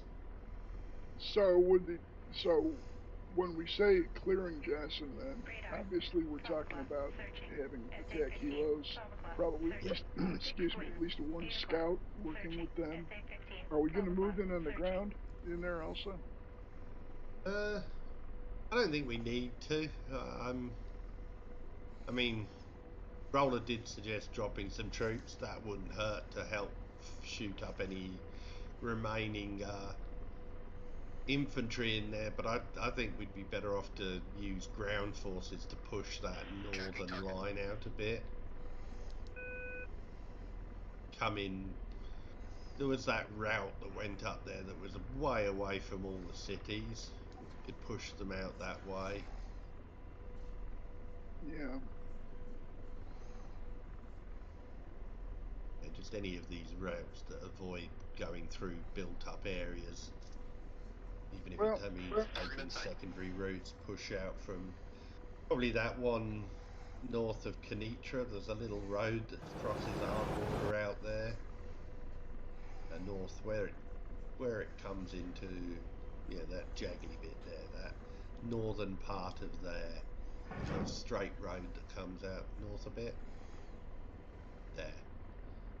Yeah, that road, push them out there and then avoid all the towns and push them up north.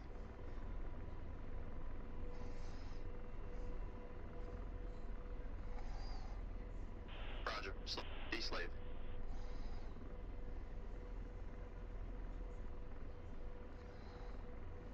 SA-15, 12 o'clock, tracking.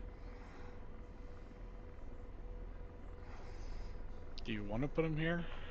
Ultimately? No, I think it's just a case of pushing that line out sort of northwards up to the mountains so that we've at least got a tripwire out in front of us there.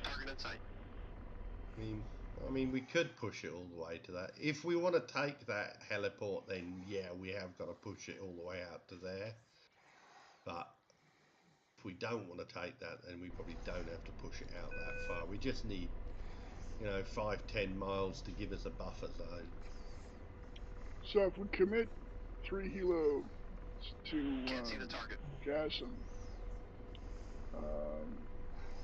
how many additional helos then would we have to work with in the north? Probably We've not. got 4 Probably not more Apache than- 10 o'clock. but so that route's pretty good. I'd probably 10 o'clock. avoid that town there. Mhm. Lost sight of target.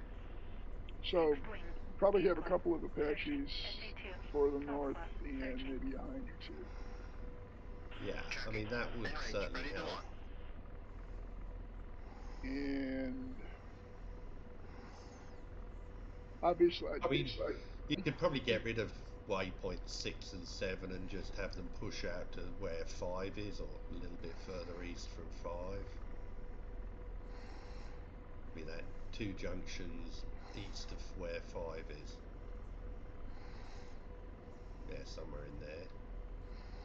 And that would give us the continuation of that line up there. You know, with patrols obviously moving back and forth. yeah, that would shorten things up quite a bit. And Yeah. providing we can count on the JTAC to, provide the intel we need to be lacing targets and so forth. And because the JTAC can lace, can't he? He's not just an observer. Yeah. And he's up that hill there near Jabba.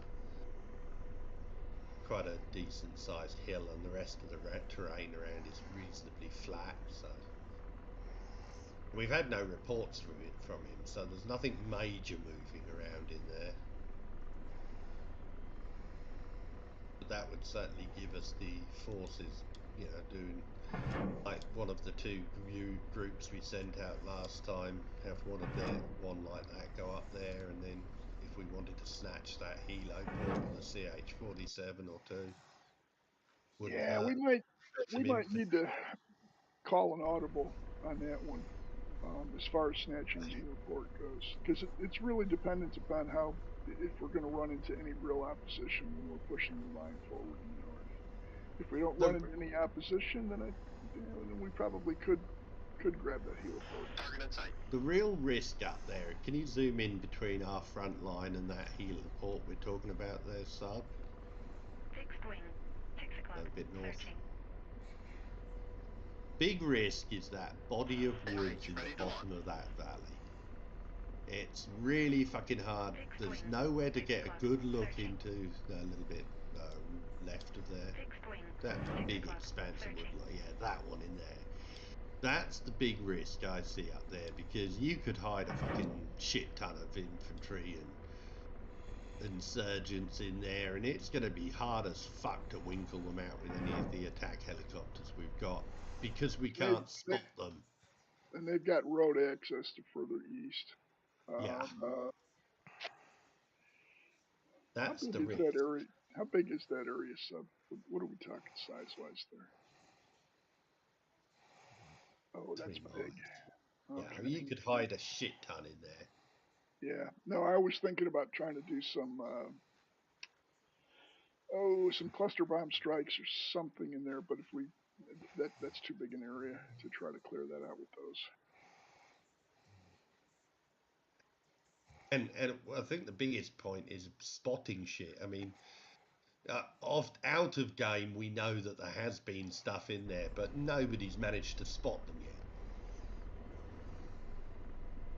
Sub, can you zoom in on that some more? Is that road got a bridge running across that river, or are we just talking like a little creek? Okay. Yeah, it's just a ford. It's a ford. Yep.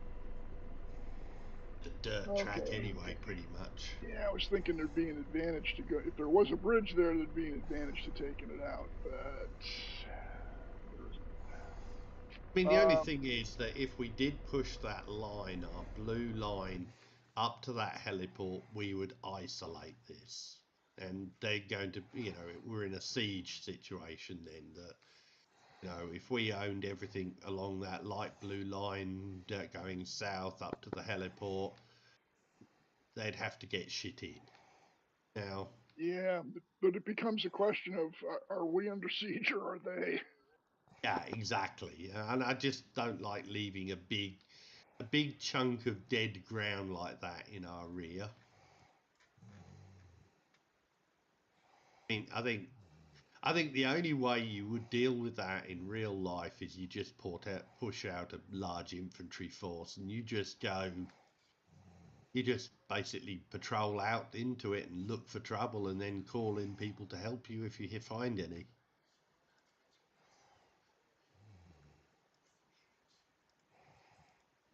Yeah, the helpers can be. Well, we'd be running attack choppers probably out of Kiryat and then going up towards that heliport anyway. So they're going to fly right over that area. Might be a little more vulnerable than they'd like, but on the other hand, there might be some targets of opportunity too. We could hit in there. When you guys it's going to be hard to find them because you're in a valley, you're surrounded by high ground all the way around, and you're full of trees. It's really easy to hide shit in that. Yeah. I'm not sure about the effectiveness of using helicopter-borne missiles into there. That is pretty much, you would have to drop cluster bombs into it, even if once you knew where stuff was. Could roll around with the Kiowa and smoke them. Do you even reckon you'd find them in there with a Kiowa amongst all those trees? If they shoot at me. If they shoot at you, yeah.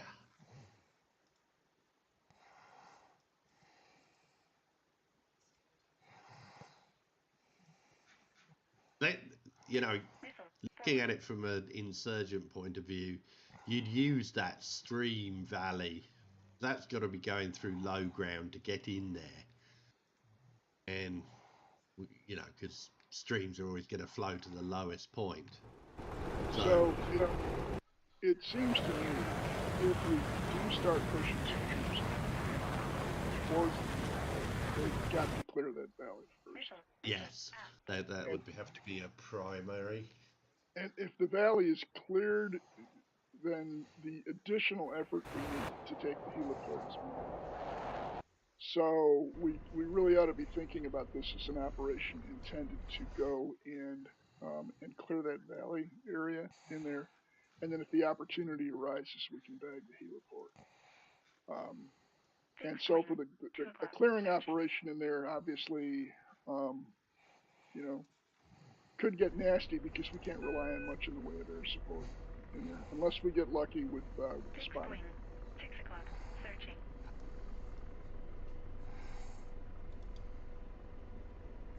In from the west, engaging Sam at Moles 260 for 24. God, no, that's, so you said that was like 3 miles long and maybe... Mile and a half. It's a big area to clear.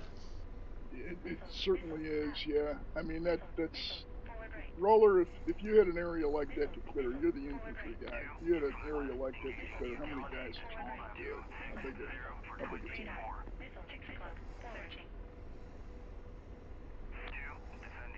Reapers. A mile and a half wide, you're talking like, at least a battalion. It's a big force to, cover that and have without having big gaps in there. Yeah. Is that an artillery range of our lines? Yes. I think so, anyway. Well, that would redress the balance a little bit. Oh, yeah. 5 miles. Missile, take a swing. 11 o'clock. Missile, searching. SA-15, 6 o'clock, searching. I mean, that would be another possibility, would be move a couple of MRLS into range of that and just start walking fire down the length of it. That's what I was thinking. Do we have the ability, if we do have helos in the air up there, like, we have a scout helo or something in there, would it be possible for him to call in an artillery barrage on a specific area? No. Okay. DCS. I think we'd have to do it pre-plot and have a series of pre-plots along there. Yeah, Probably. What's the width of that If you were to consider that wood as a corridor, ignore the little bit that sticks off the bottom and the bit that sticks off the top. Along the longest axis, what's the width of the forest at those along there? Ignore the sticky out bits. Just the main part, yeah. Okay. 2,000 Half a mile. It's too much for an artillery. Yeah, I would say if we were going to use the artillery, we would focus the artillery along the road, in there on both sides of the road, because that if they're there, they're probably not going to be too far from the road. Yeah, but if they're there, they're also probably foot mobiles, and they don't need the road. Yeah. Yeah, it's just it's too big an area to clear from the air. It's too big an area to clear with artillery. And I would agree with Roller that a minimum of a battalion, and a battalion maybe backed up by some extra guys or something. That's going to be really hard. But if we try to grab that heliport and leave this all intact, that really puts us in a lousy position up north. That worries me more than anything else up there, that expanse of wood and the strategic movement it gives the enemy.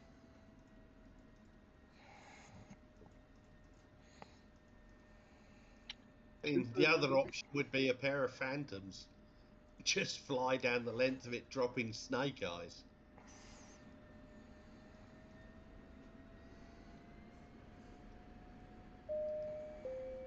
Be just like Vietnam. It would be. Snake eyes, or you want to throw Mark 20s? Just dropping bombs in trees. Mark 20s. Yeah. Yeah, we could do that. We can bomb the shit out of it with phantoms. Yeah, I mean, load up a phantom with snake eyes or Mark 20s, or you'd have quite a lot of potential. Oh yeah, Mark 20s. You pass there 1,000 feet and you drop them. Oh yeah. Can you guys hear me now? Yeah, we can. Hear you. Sub, do we have access to the cluster munitions for the MLRSs?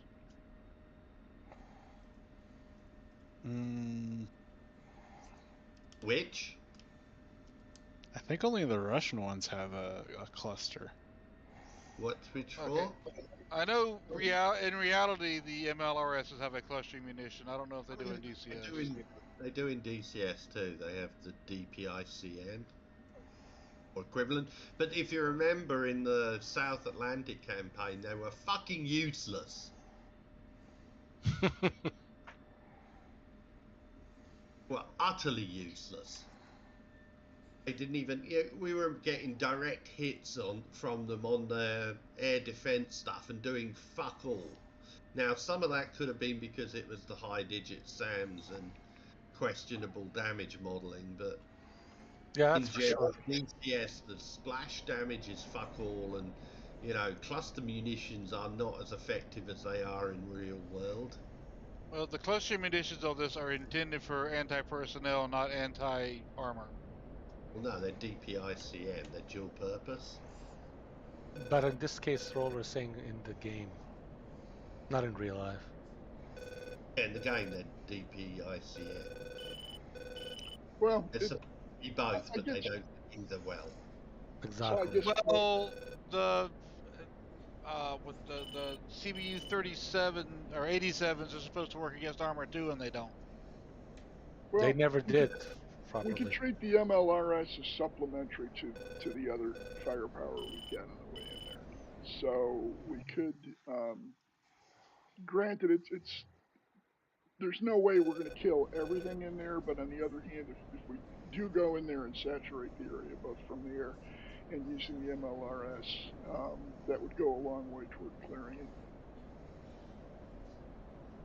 I mean, there was also a problem with trees detonating stuff and it not actually hitting anything underneath the trees too. So is that still a problem?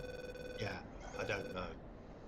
Yeah, I don't know either on that. We haven't really had too many missions where we've been going after stuff that was, you know, hiding in the weeds like that. I know I've shot rockets at troops in Woodline and not killed a single one, even though they're dead balls on. Well, all we can do is try. I don't. We can't take the heliport without clearing that valley. I think we got to clear the valley, and that means we saturate it with as much firepower as we can bring to bear, and then send in some ground forces in there to fight their way through.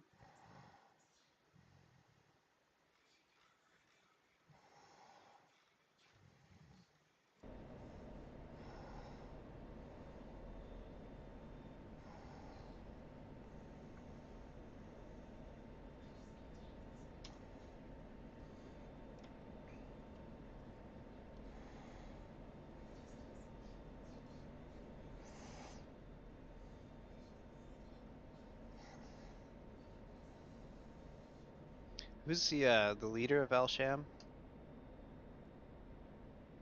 What?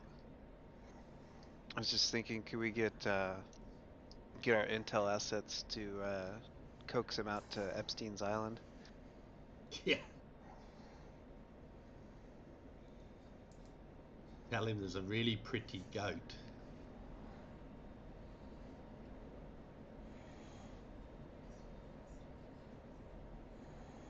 Some nice goonies and kushtis.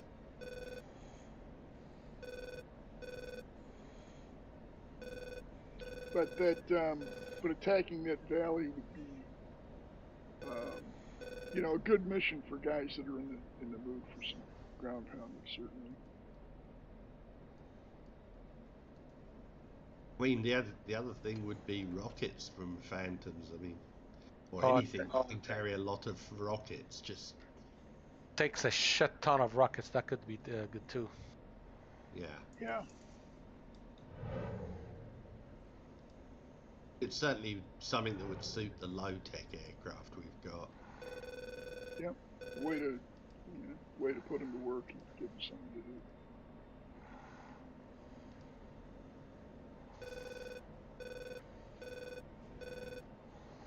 So we'd have a rather massive harm strike that's going to require some coordination. So you know that'll probably appeal to some of the more experienced guys.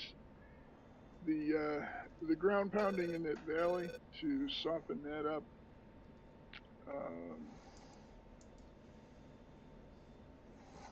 We'll move some ground units into Tala, and then we will eliminate that trouble spot at Jassim, and it's probably as much as we can plan on being able to do. Yeah.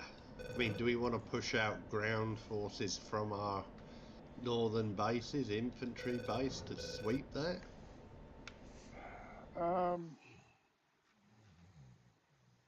I would say yes, because if we don't, then all that ordnance that we're putting in there really may not serve much of a purpose, because you can dump a lot of ordnance in there, eliminate a lot of personnel, but then they could just move right back in.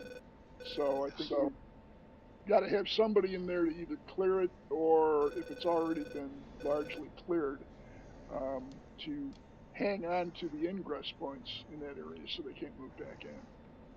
Well, so that would either mean, or how would we have to do that, Sub? Would we have to take CH-47s up there to drop troops into contact, or could we just move them out from our, put reinforcements in our forward bases there to push out? I'm listening in. I gotta step away from the mic for a few minutes. To go into here? Yeah. Whichever way you want to do it.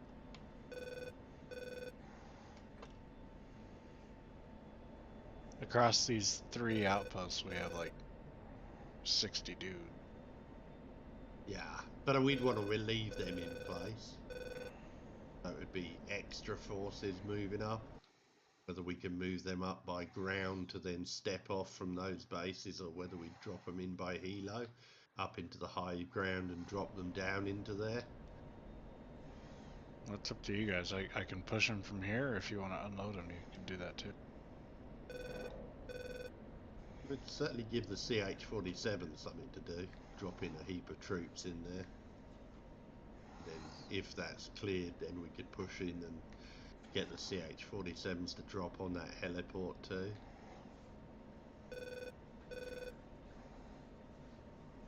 Does that remove the Phantoms hitting it then? No, I think that would be the first bit. Phantoms would hit it first, and then we'd drop troops in and basically clear in front of them. What do you reckon? Sure.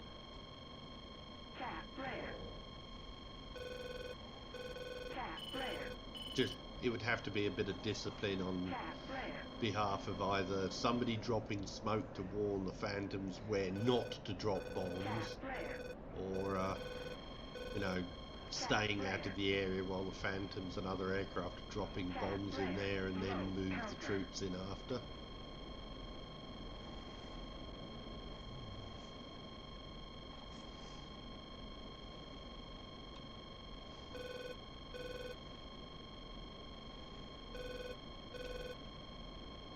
Don't forget to add to that list moving the forces out from that northern route.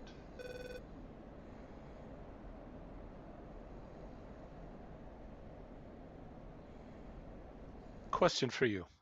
What's the minimum engagement range of an SA-5? 5 miles. You've tried it, 5 miles? Yeah. Okay, so if we can get in low, at 4 miles, pop up and bomb him, that's another thing we could do. It's a hell of a deep strike, though. That would Yeah. be 15s. I wouldn't try that with a 16 and 18s. We have 15s. 10 miles. Oh, I was wrong. 10 miles? Yeah. Even good. It's a lot of distance. The problem is we got to figure out exactly where it's at to do that. Yeah, true. So one will overfly and report, I guess, if they can find the position, and the rest will follow. A lot of area to search in, though, because we've got no real clear... Oh, we're going to see that launch coming at you. We're going to see him. Oh, yeah, sure, if they launch, but, you know, then it's already too late for somebody, possibly. If you hit the deck as soon as he launches, at 200 feet, you're safe. Okay. Yeah, and turn into it. Yeah, and turn into it. Yes. Long because run in. You're not gonna beat these missiles kinetically. No. Because they go up to God's altitude, God's airspace, and come down at Mach fuck Jesus. Exactly. You gotta go low towards it. Make it arc very hard down. But you still got to pop up to get a bearing off your RWR.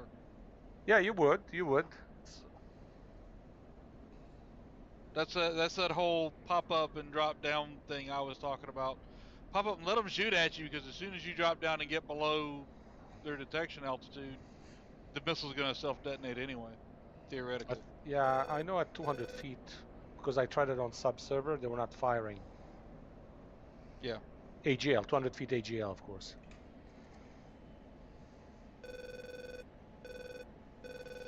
Long flight out there. My only worry is that if they have a layered defense, then we're in trouble. That's where I came up with the leapfrog idea. Exactly. Yeah, the leapfrog idea makes sense. I can't imagine they would put an asset that valuable without at least some layering of defense. And with that case, we'd have to concentrate on one of the two of them, not both of them. We'd have to either pick the northern one or the eastern one. Well, wait a second. Aren't they in range of each other? Yeah, but there's enough high ground between them that the one in the north isn't really that much of a problem. Coming at it from if we come at the one in the east from the south. Are we sure about that? Which is the biggest threat? It's probably the one at Deir ez-Zor. Yeah, it's probably going to give us the most headaches the next phase. And then there's all that high ground between where we'd go in north of Palmyra, that brown area which is high ground, drop into the low ground. You're protected from that northern one apart from that gap between the two high ground clumps. No, just be a good pilot. Get good, scrub. Yeah, I think we can fucking destroy it. It's just fuel management is going to be a thing. Don't burn. If you get fighters coming after you, you just run. Save your airframe. The trouble is, it's going to take like several seed strikes to even cut a route through to there to do a low-level attack in it. So be it. At least we'll get some intel. If we've got four sections, 4 sets of 2 aircraft, and they're spaced 5 minutes apart, that should be. You got 20 minutes for your lead element to get back and get rearmed and refueled and back in the air. So. Yeah. Agreed, but it's going to take some coordination. Yeah. Yeah. Well, that's why you have leads. So how many you want? 8? What's the minimum we can have? I would say 4 sections, which would be 8 pilots, yeah. We're not going to have 8, that's for sure.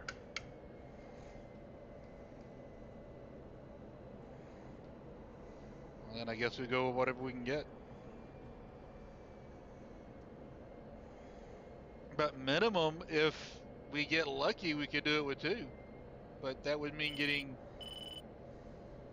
stupidly lucky and there not being a layered defense. And also taking a route that circumvented any threat areas. So stay away from Sakal, stay away from Tyas, Palmyra, at Tanf. I would shoot right between at Tanf and Palmyra and then turn north. There's a lot of open desert there. What, to hit Deir ez-Zor? Yeah. You wouldn't need to go north, you go northeast. Well, it'd be a northern turn. Yeah. The whole flight would be pretty northeast, to be honest. Yeah, it's about 250 miles. One way. Like I said, fuel management's gonna be a thing. Especially being down on the deck, you'd have to be down low to. That's going to chew fuel harder. Well, we can go high up until we absolutely have to drop down, so that'll help. We got no tangers or anything, have we? We can land in Jordan to get fuel, right? I don't think so. No. I thought we could land there for fuel. No, emergencies. I don't think they'd be wanting our fucking strike aircraft to go and refuel there on the way home. We'll pay for it. I got a gold card.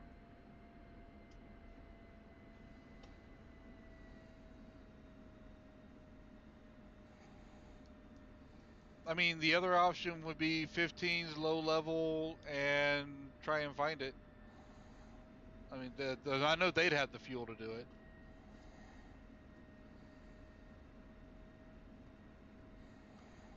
But they'd have to find the launchers themselves to actually bomb them. And with the weather being shit, that's going to be hard. I mean, is the ship weather going to make doing Wild Weasel or Iron Hand harder anyway? Are you going to have as much warning about missile launches? Yeah, we'll get plenty of warning. It's all based off the radar signals, so the radar signals will tell you when they're searching, when they're locked on, when they're searching, when they're tracking, and when they're locked. And when they're locked is usually when the missile's launched. You're Okay, forgetting you have- one thing, though, that keeps getting mentioned, but it's not getting thought of, is when you dive for the deck, you're not going to be able to see those mountains when you're down there, especially doing 500 knots.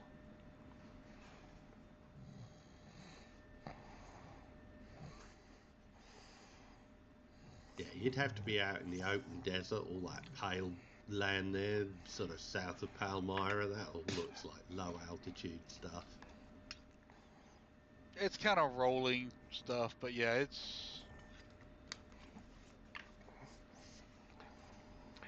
The one alternative that I have and thinking on it is, and it still kind of hinges on the whole fact of being able to see low level, is they're obviously shooting at aircraft that are over the Gulf.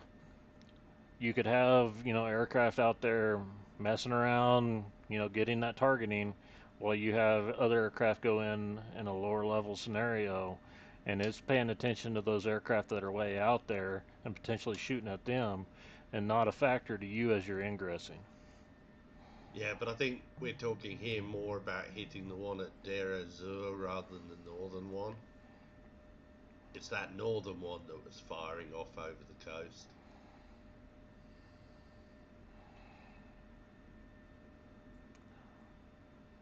Well, you could still have them in that general vicinity to where, they've got time to react rather than, just being immediately on top of you.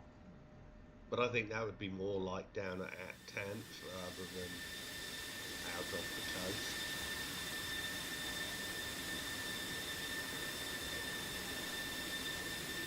Refueling complete.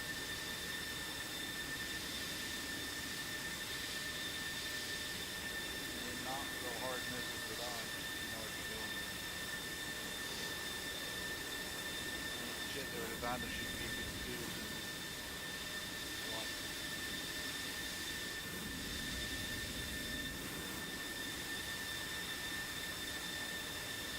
When they shoot, you put it on your 3 or your 9 and you put it on the ground. Roller's gonna be the first one to die doing SA5 in this mission. Fuck it, let's go. Let's go. Hold Right on. now.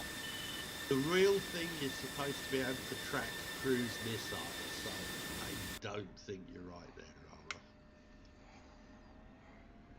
I just think you're going to find that it's going to be way more difficult, low level, to keep from dying, smacking the earth, versus, trying to dodge a missile coming at you, too. What's gonna get you first, the missile or CFIT? Yep. IMC is no joke, my friends.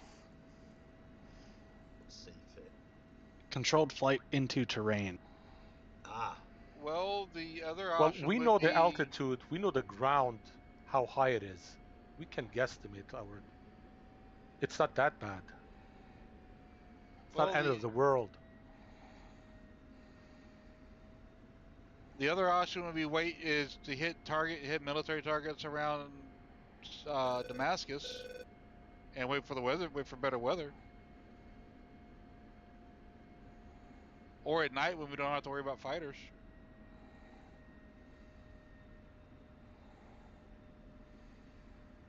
That's something we haven't even talked about yet, is what happens if there's fighters. Yeah, that's why I said if you run into fighters, you just fucking run. You don't... Because to do this, you're going to have to be as light as physically possible, which means wingtip missiles on the 16 and the wingtips and cheek missiles for the Hornets. And all the other pylons are going to be whatever pylons you can put harms on and fuel tanks.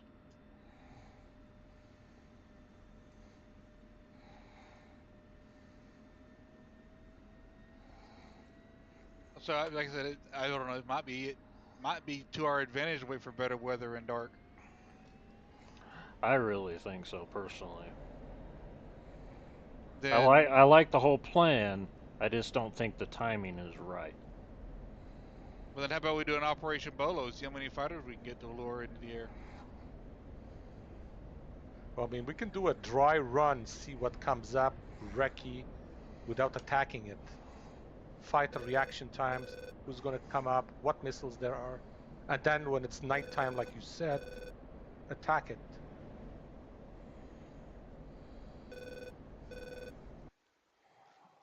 Do we know where the fighters are coming from? Yeah. The ones that have come up so far have been out of Al-Qasir and Tias.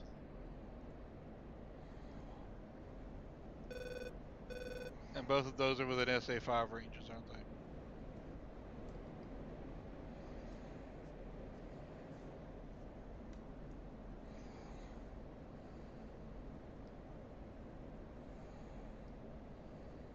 Tias is. Well, granted, we don't know exactly where this one's at.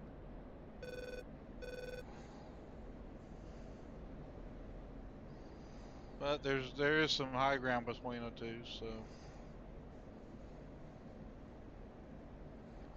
Yes. Presumably, they both are.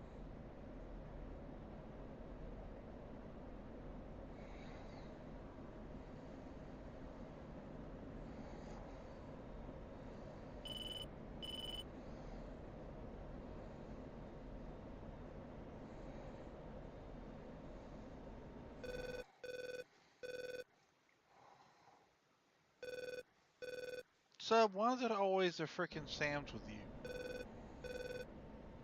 This one's pretty light on SAMs compared to what I could have done. I know. But you always put them in places they're a pain in the ass to get at. Yeah, it's really beat.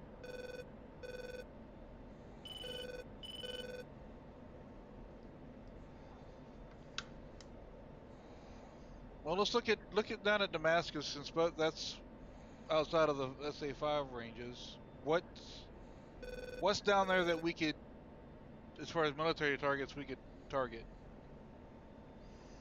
I'm almost positive there is an SA-6 there somewhere. SA-6s are pretty. We can take care of those pretty easy. Yeah. We need to kill it.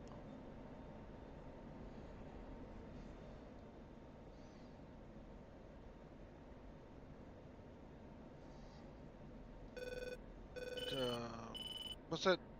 There's south of the Damascus airport. The Damascus Convention Center. Yeah, no, we can't bomb that. Why does it look like the Coliseum from Ben-Hur? That's in Rome.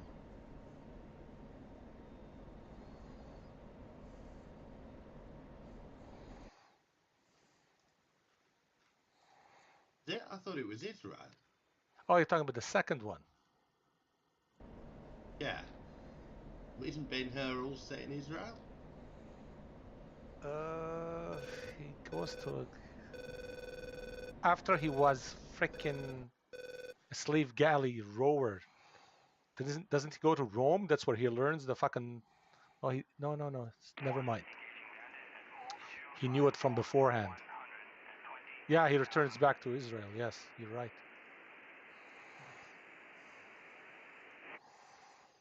Okay, well, from the map view, it looked like the freaking Coliseum.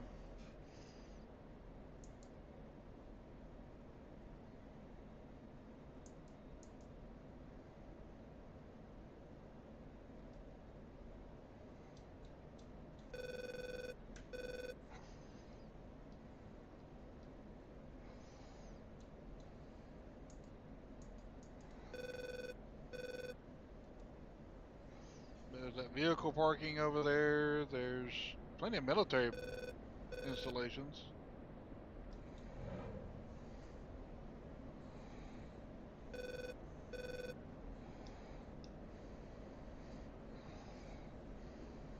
Vehicle storage. Another storage site. Train yard.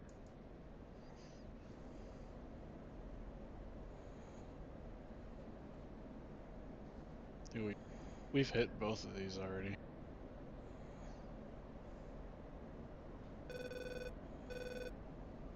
I mean, it's not exciting. It's not exciting stuff, but it would be. something. They're targets that need to be hit, and they make sense as military targets.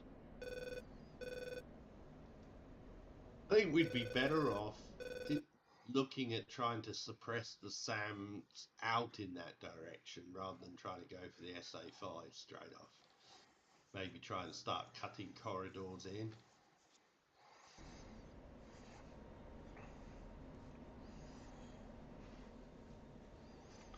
I kind of agree with that.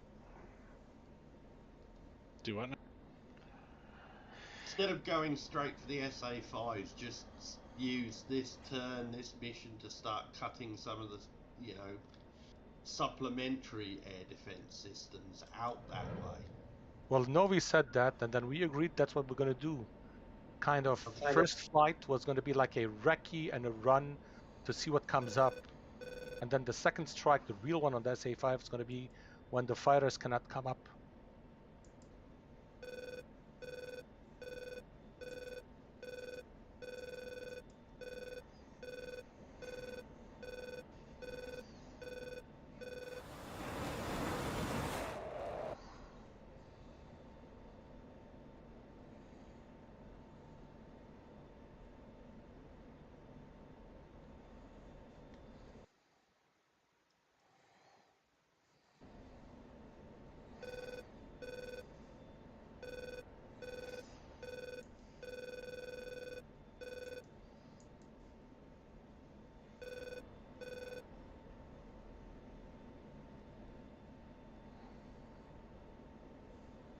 What's with the silence all of a sudden?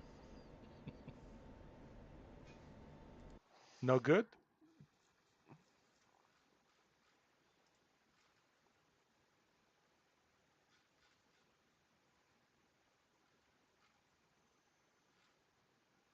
It's just I'm worried about going in it. If we start heading that direction, we're going to put ourselves in that SA5 envelope, which means we're going to get shot at. We're going to get shot at, exactly. For high, for low, he's not going to shoot. But we're going to see what's going to pop up, what crap is going to come up, and then we can get out of there. Because right now we have if you're down for low level dogfights. Yeah, I'm for it. I just want to see what's going to come up, because we have no idea what's going to come up. We have no intel or anything at all. We're going in blind anyways.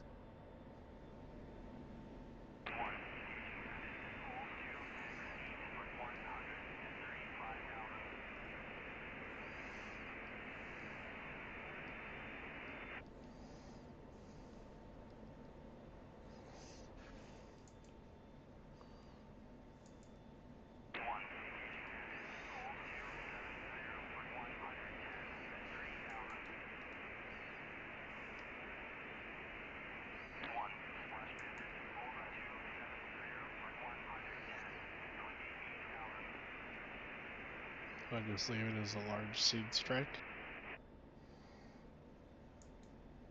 Yeah, we should hit the targets of opportunity.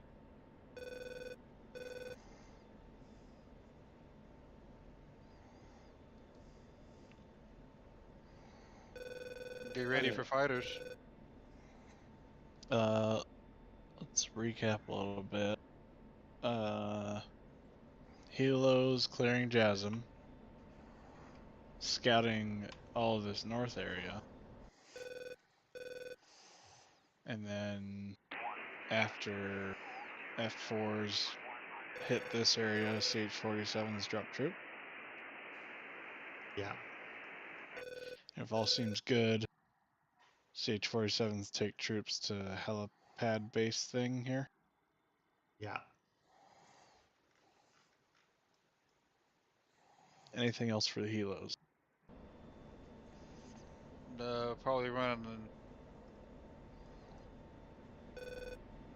Unless we want to run some stuff out to Hala. I don't think so. Okay, vehicle convoy of C-Ram tanks, APCs, and Avengers to Thala.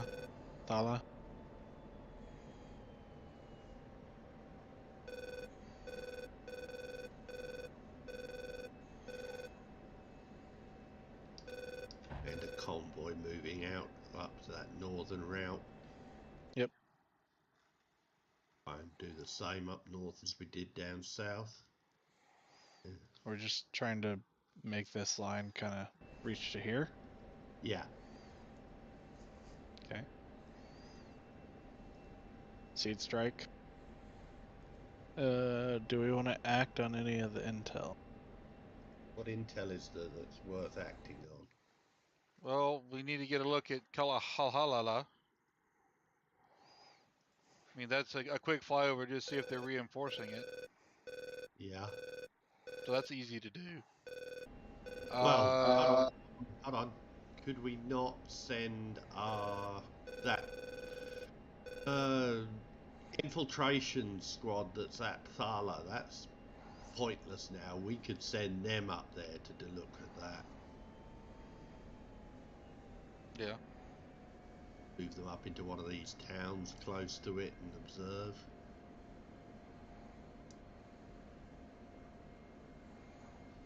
Probably that one right in its area. That closer one. In there somewhere. That would be able to observe.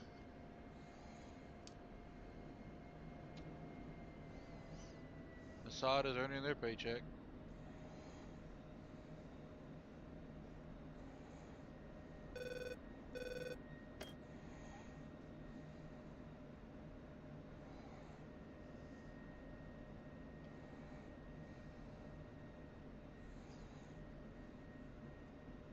I don't know much what we can do about the SA-10 battery.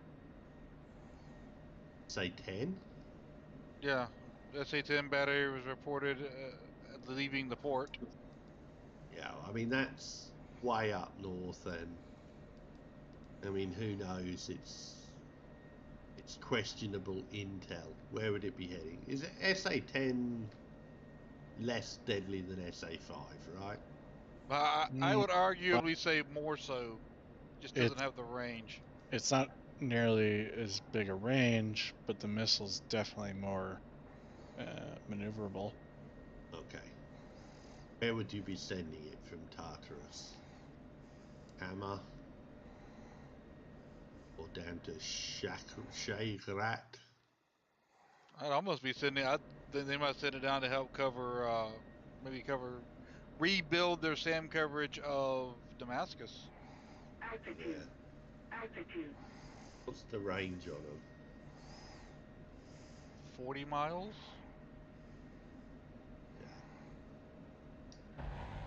Yeah. 65.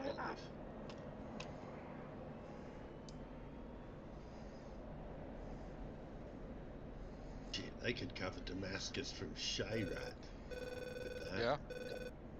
That's only a couple of hours journey, but... Well, I mean, as part of the seed, we'll be able to see if they're broadcasting with an SA-10, right? Right. And the two EWR vehicles, in an hour, they were spotted at the first of the southern group. It didn't pass but the not second. with the second. Yeah, Then they so could have that- gone north or west. Yeah. And that's putting us into some dangerous territory with that SA-5. Trying to find them. Well, I think it would give them more ability to drop fighters up to oppose any move we made like that. Right, but once those pop up and go active, we'll know it. We'll see it. Everybody's RWR will fucking start ringing. Right, but you're only talking about a search radar, right? Just an early warning radar? Yeah. I mean, sure, they're going to have some kind of defense around them, but... You can't target them with harms? Oh, yeah. No, you can't. Yeah. I was going to say, I Yeah, don't you think can. Yes. No, you can't. I can do it from the F-16. I've got a code for it. I just need to know which one it is. I'm pretty sure they removed that frequency range from the harms.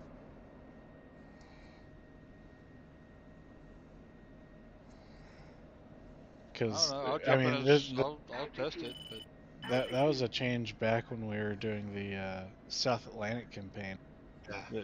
The announcement they made was that they work on a different band of radio frequency that the harms don't look for. what about the strikes? Don't know. I think strikes are even more limited. I just remember in the South Atlantic campaign, the only way we were able to get rid of the early warning radars was by bombing them. Or hitting them with things, you know, physical contact, not any of the harms. Don't even think the sidearms worked on them, did they? Nope. Novi, if you're talking, we've lost your comms. No, still no comms.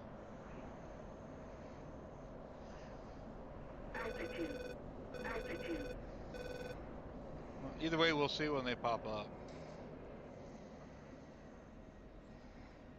Yeah, well then I mean, if the SA-10, if there's any validity in that, then yeah, I'd be worried about them moving them to somewhere they could cover Damascus.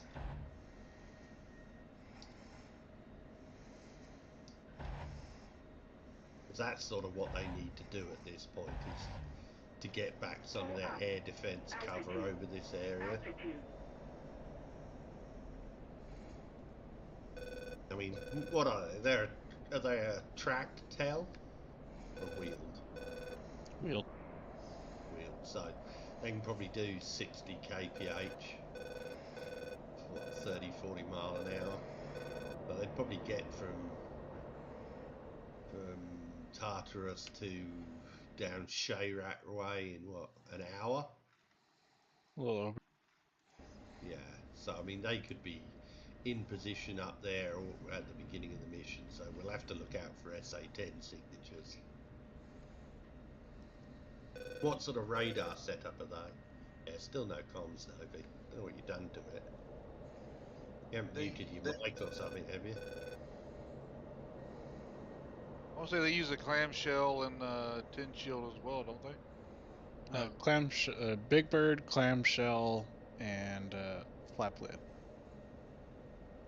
Okay.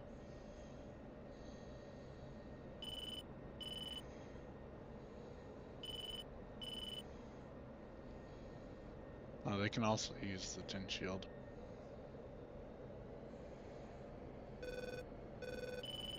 Tin shield on a mast. That's pretty cool. No, still no comms, Novi. Check your mute button. That's what was wrong with mine. On the headset. Yeah. Got a mute button on your mic or anything? Or volume control?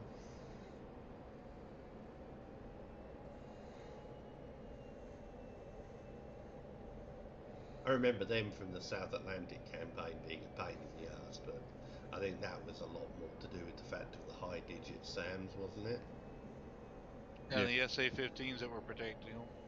Yeah. And there's no saying that they wouldn't do that either. I mean, depends. Do they have access to SA-15s to our knowledge?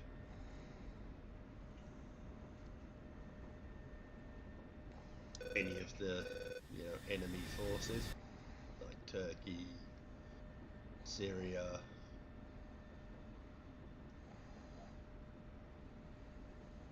Oh.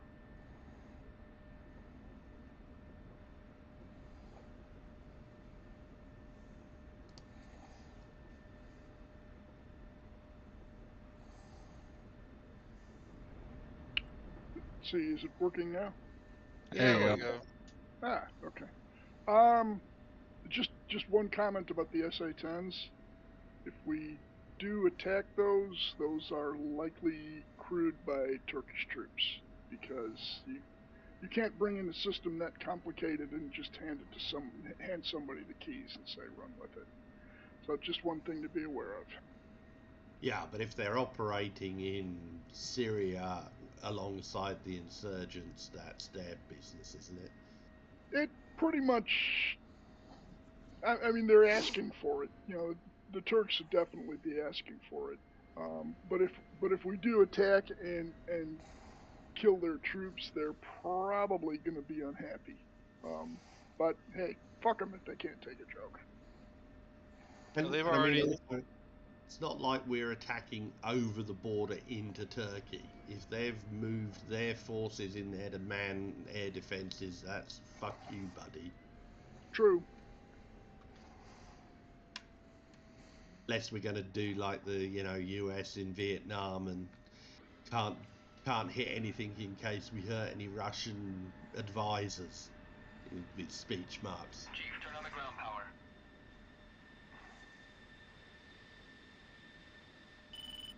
Copy. Ground power is now on.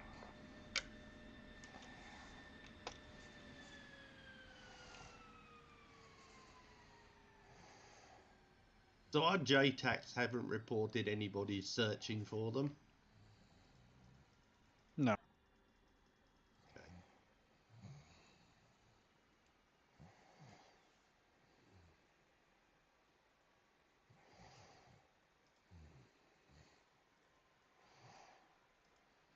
Actually, we could probably do with another JTAC up at those northern bases, and that's another possible flight for somebody in a helicopter would be to drop a JTAC up there in the north, or drop one in that gap between the two northern circles.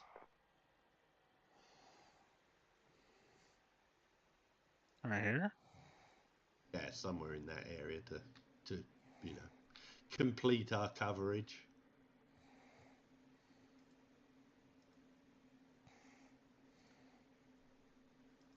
Theoretically.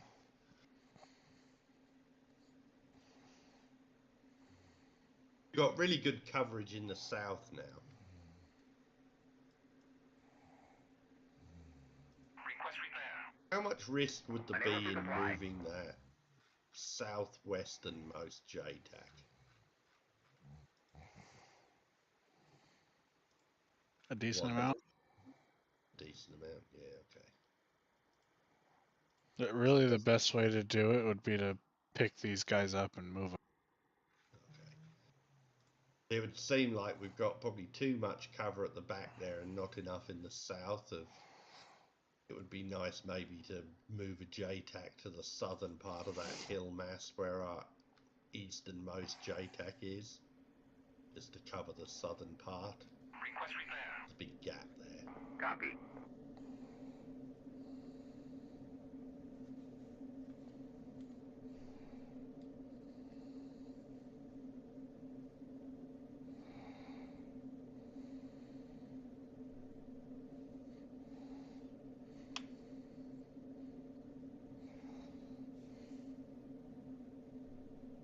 Oh, sorry, I had to go and take the dogs out. What was decided about the seed?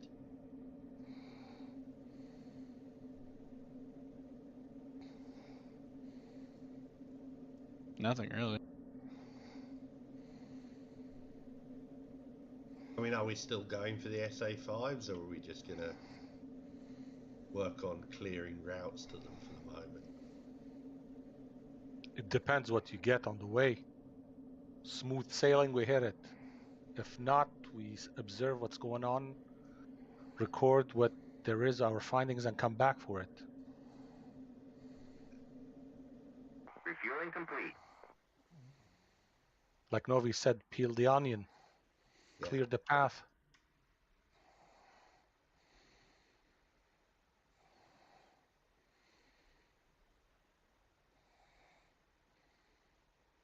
And I can't think that they would have a system as expensive and modern as the SA5 without having layers of defences around it. Well, these are controlled by insurgents, you know what I mean? Well, yeah, but they're controlled by insurgents with Iraqi army complete. and Turkish backing and aid, so they know enough to know you need a layered defence. Yeah, that's a good point.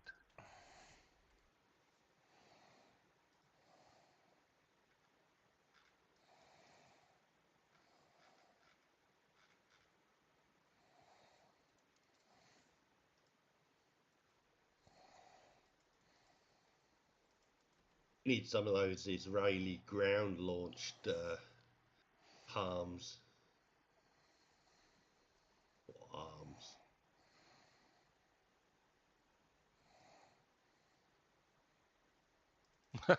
That was an experiment. But The Israeli launched harms, ground harms. I thought they made quite a few of them. Against whom? They're used against Syria. Not in the 82 war.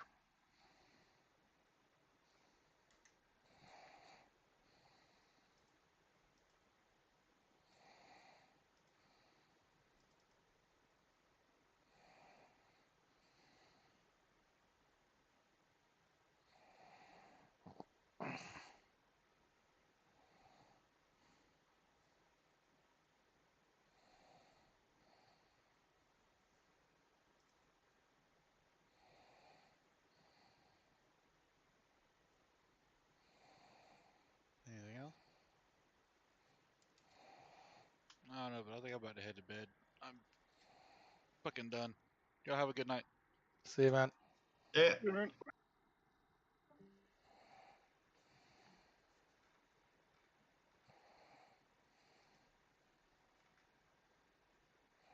Works for me.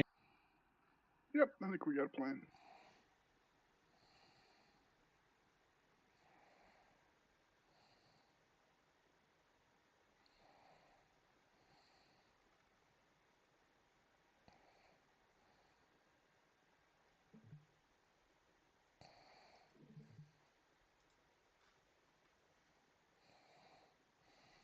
All right, well, we'll see you guys on Sunday evening. See you, bud. Yeah, have a good one. Yeah.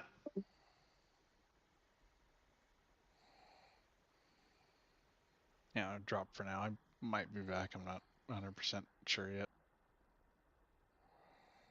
That's what I'm talking about. Hey, what are you doing? Chat here. I thought they made quite a number of them.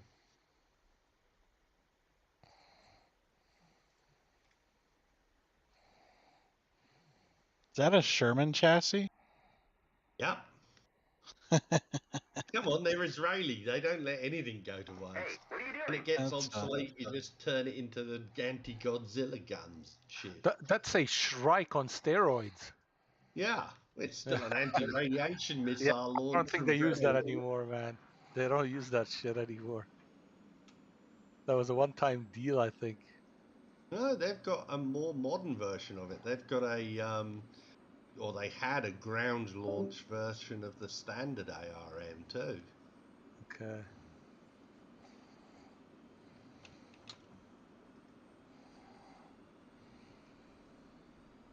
Request refueling.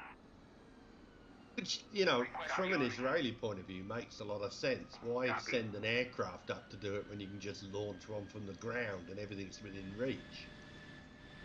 Yeah, if it works. I don't think that thing's very maneuverable. Doesn't have to be if you fire enough of them. For fuck's sake, man, we tried in the game, point on, it doesn't hit anything. Yeah, but that's DCS-isms. Yeah.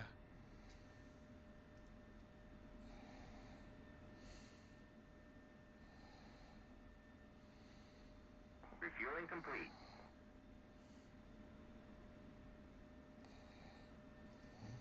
There's the one that fires the standard ARM from the ground.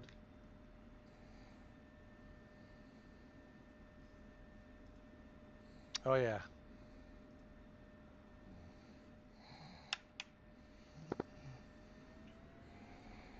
Hey, what are you doing?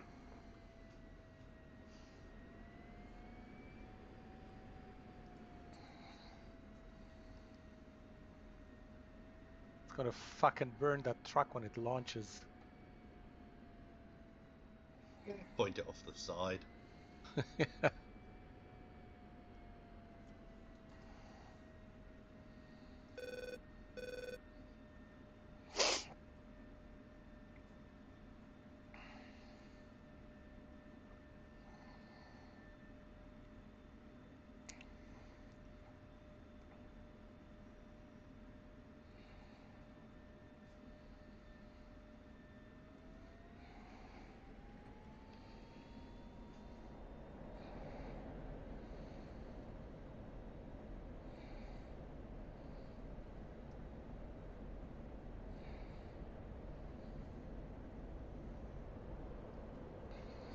Altitude. Altitude.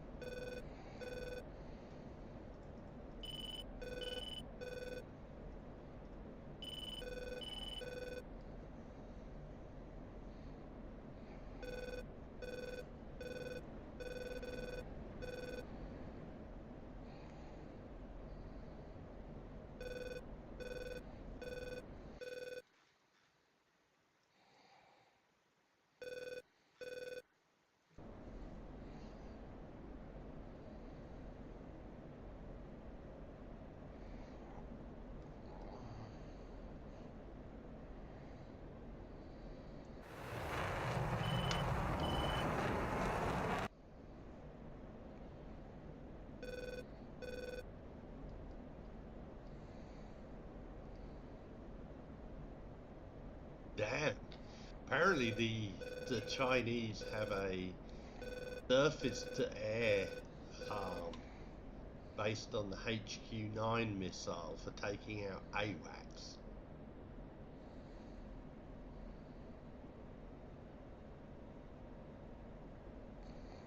They do? Shit. Yeah.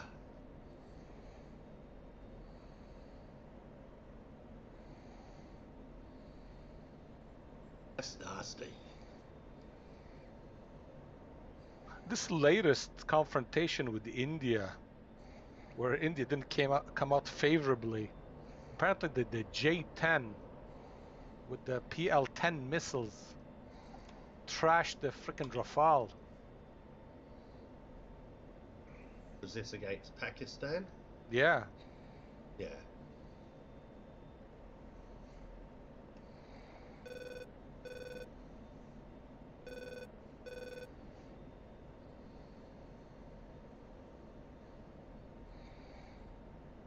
What aircraft was it?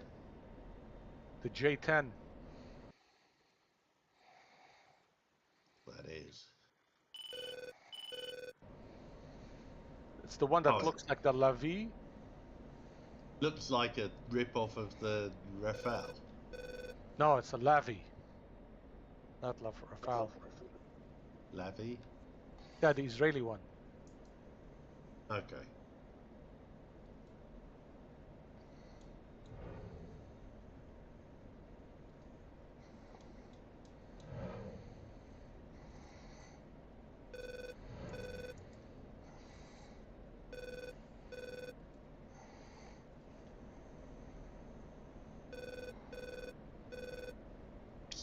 It looks like a JF-17 with canards and a big intake. It's way bigger than the JF-17. It's way better airplane. The JF-17 is shit compared to the J-10.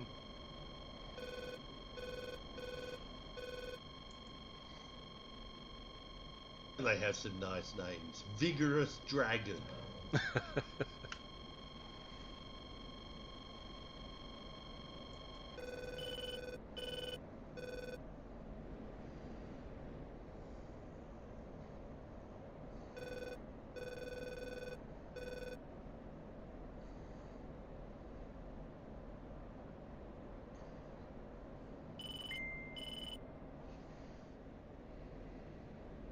Okay, so the Lavi was based on the F-16, then this is based on that.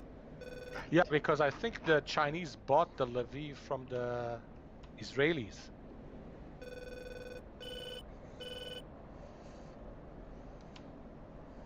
Because they wanted to make this aircraft. The US said, no, we'll give you 200 F-16s, forget about it. So they took the 200 F-16s.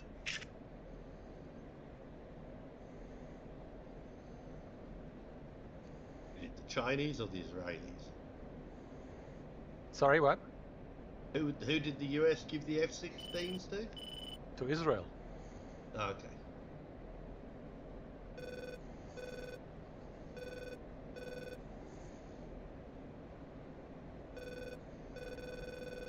I have read that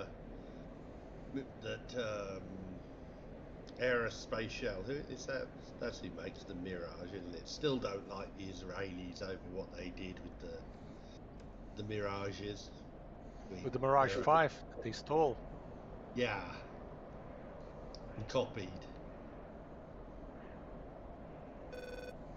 And improved by putting canards on it.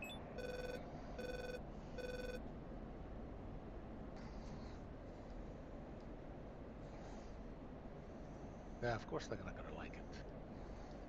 They also stole those patrol boats too.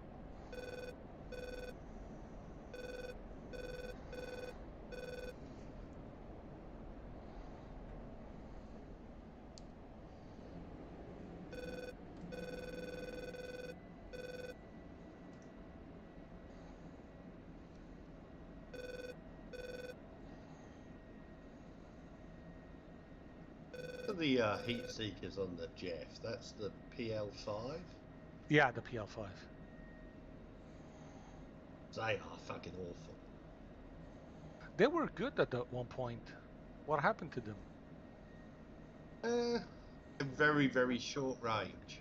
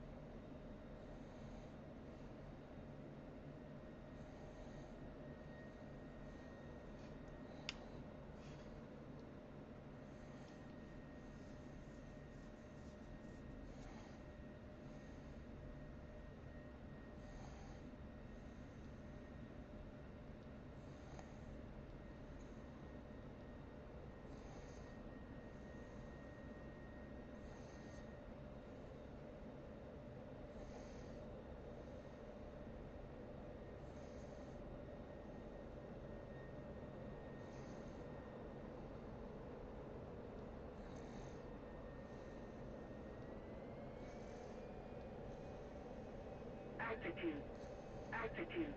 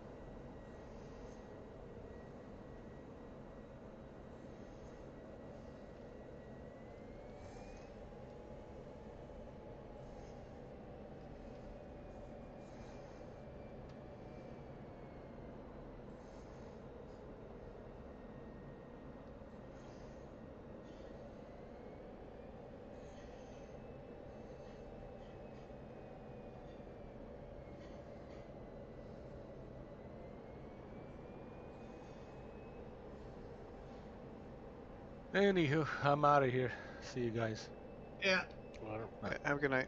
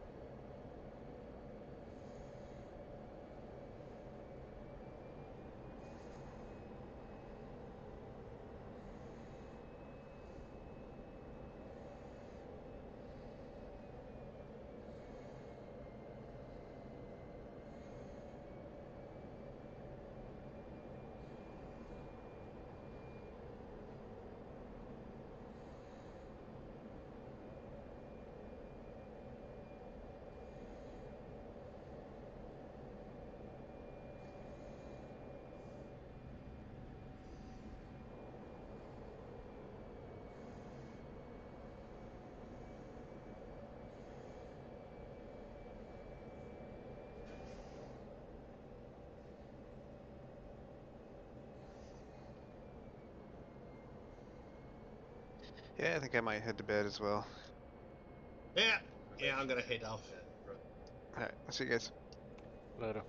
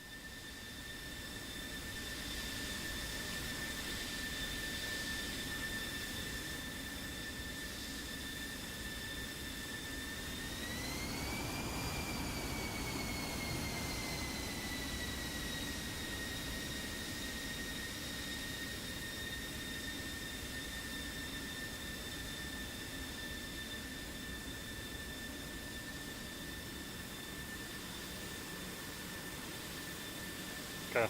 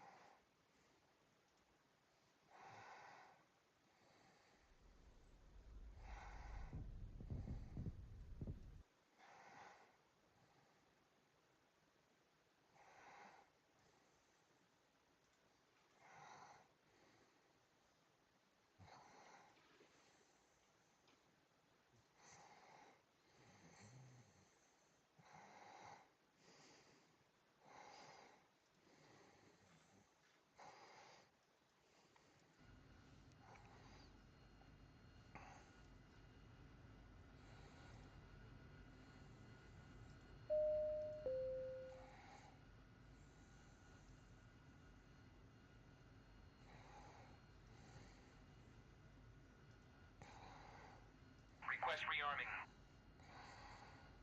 Copy.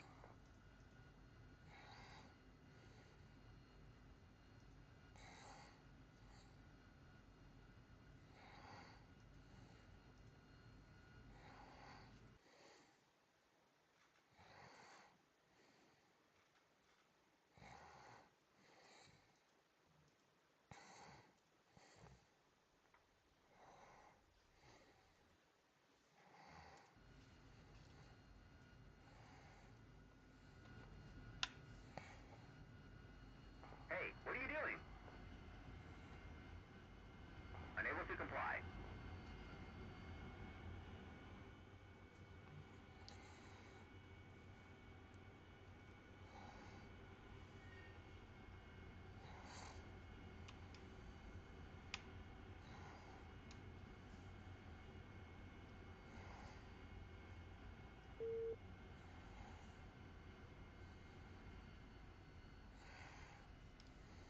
Abort takeoff.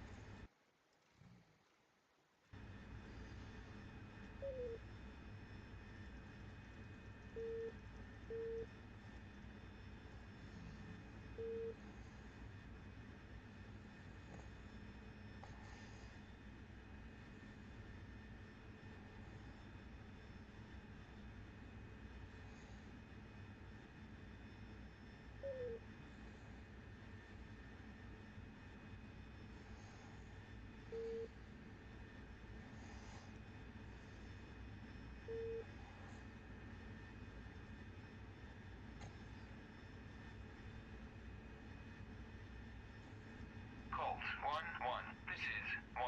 Delta, Quebec 2304 2800. I have AGM 65 out, M282. Time on station is 0 plus 30. Available for tasking. What do you have for us?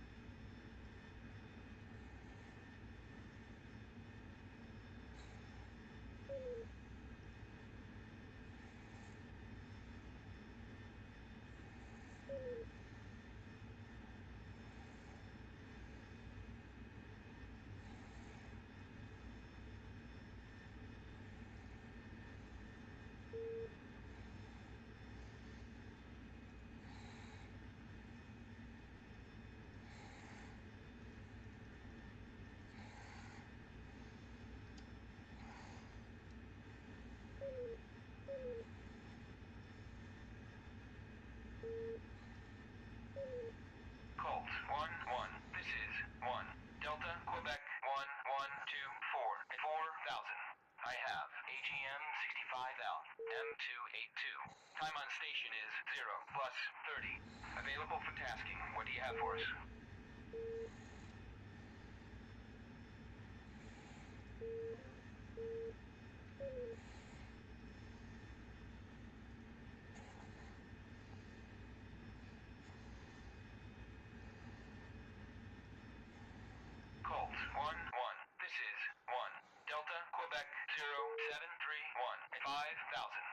Armed with AGM-65L, M282.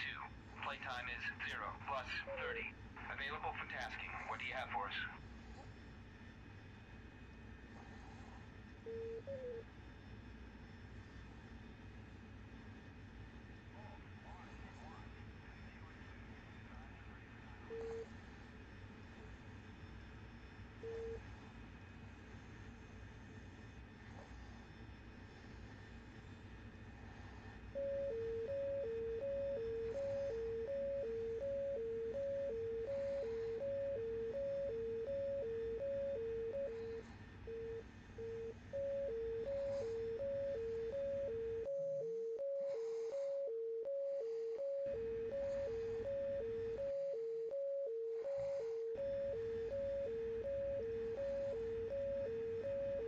Colt 1-1. This is 1.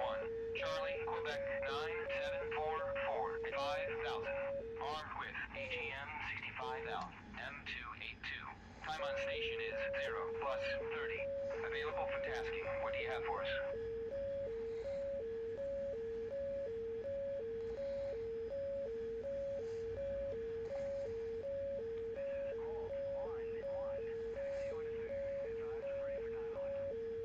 Ready to copy.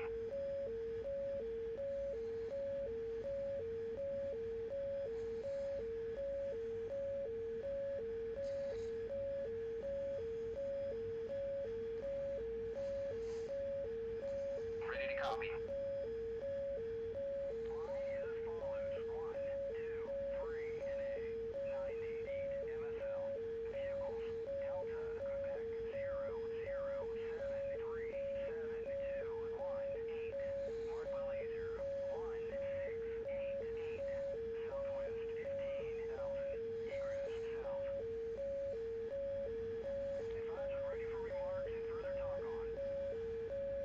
Ready to copy remarks.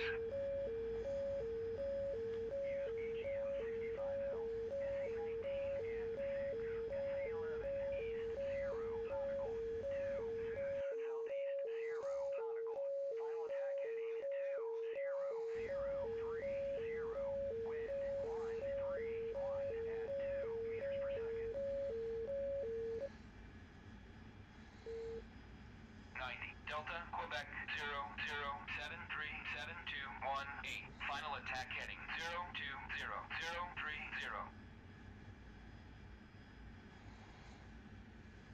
Read that correct. Report IP inbound. IP inbound. Continue.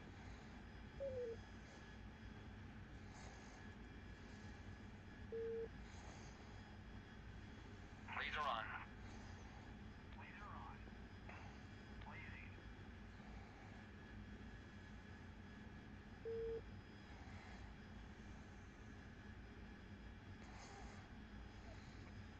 Spot.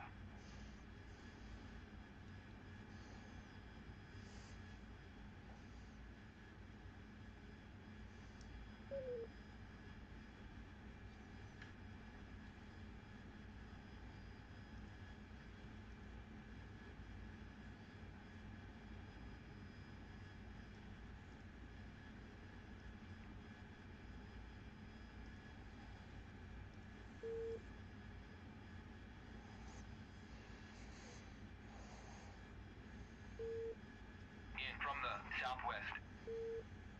Aboard, aboard, aboard.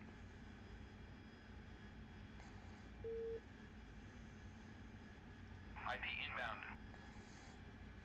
Continue.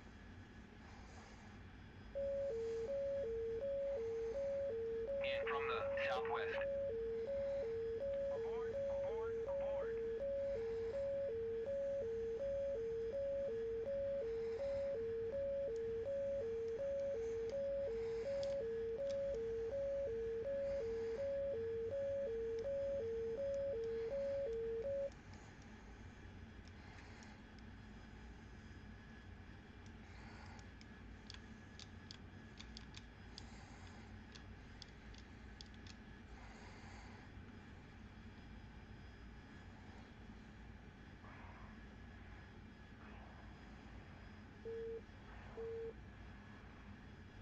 Caution.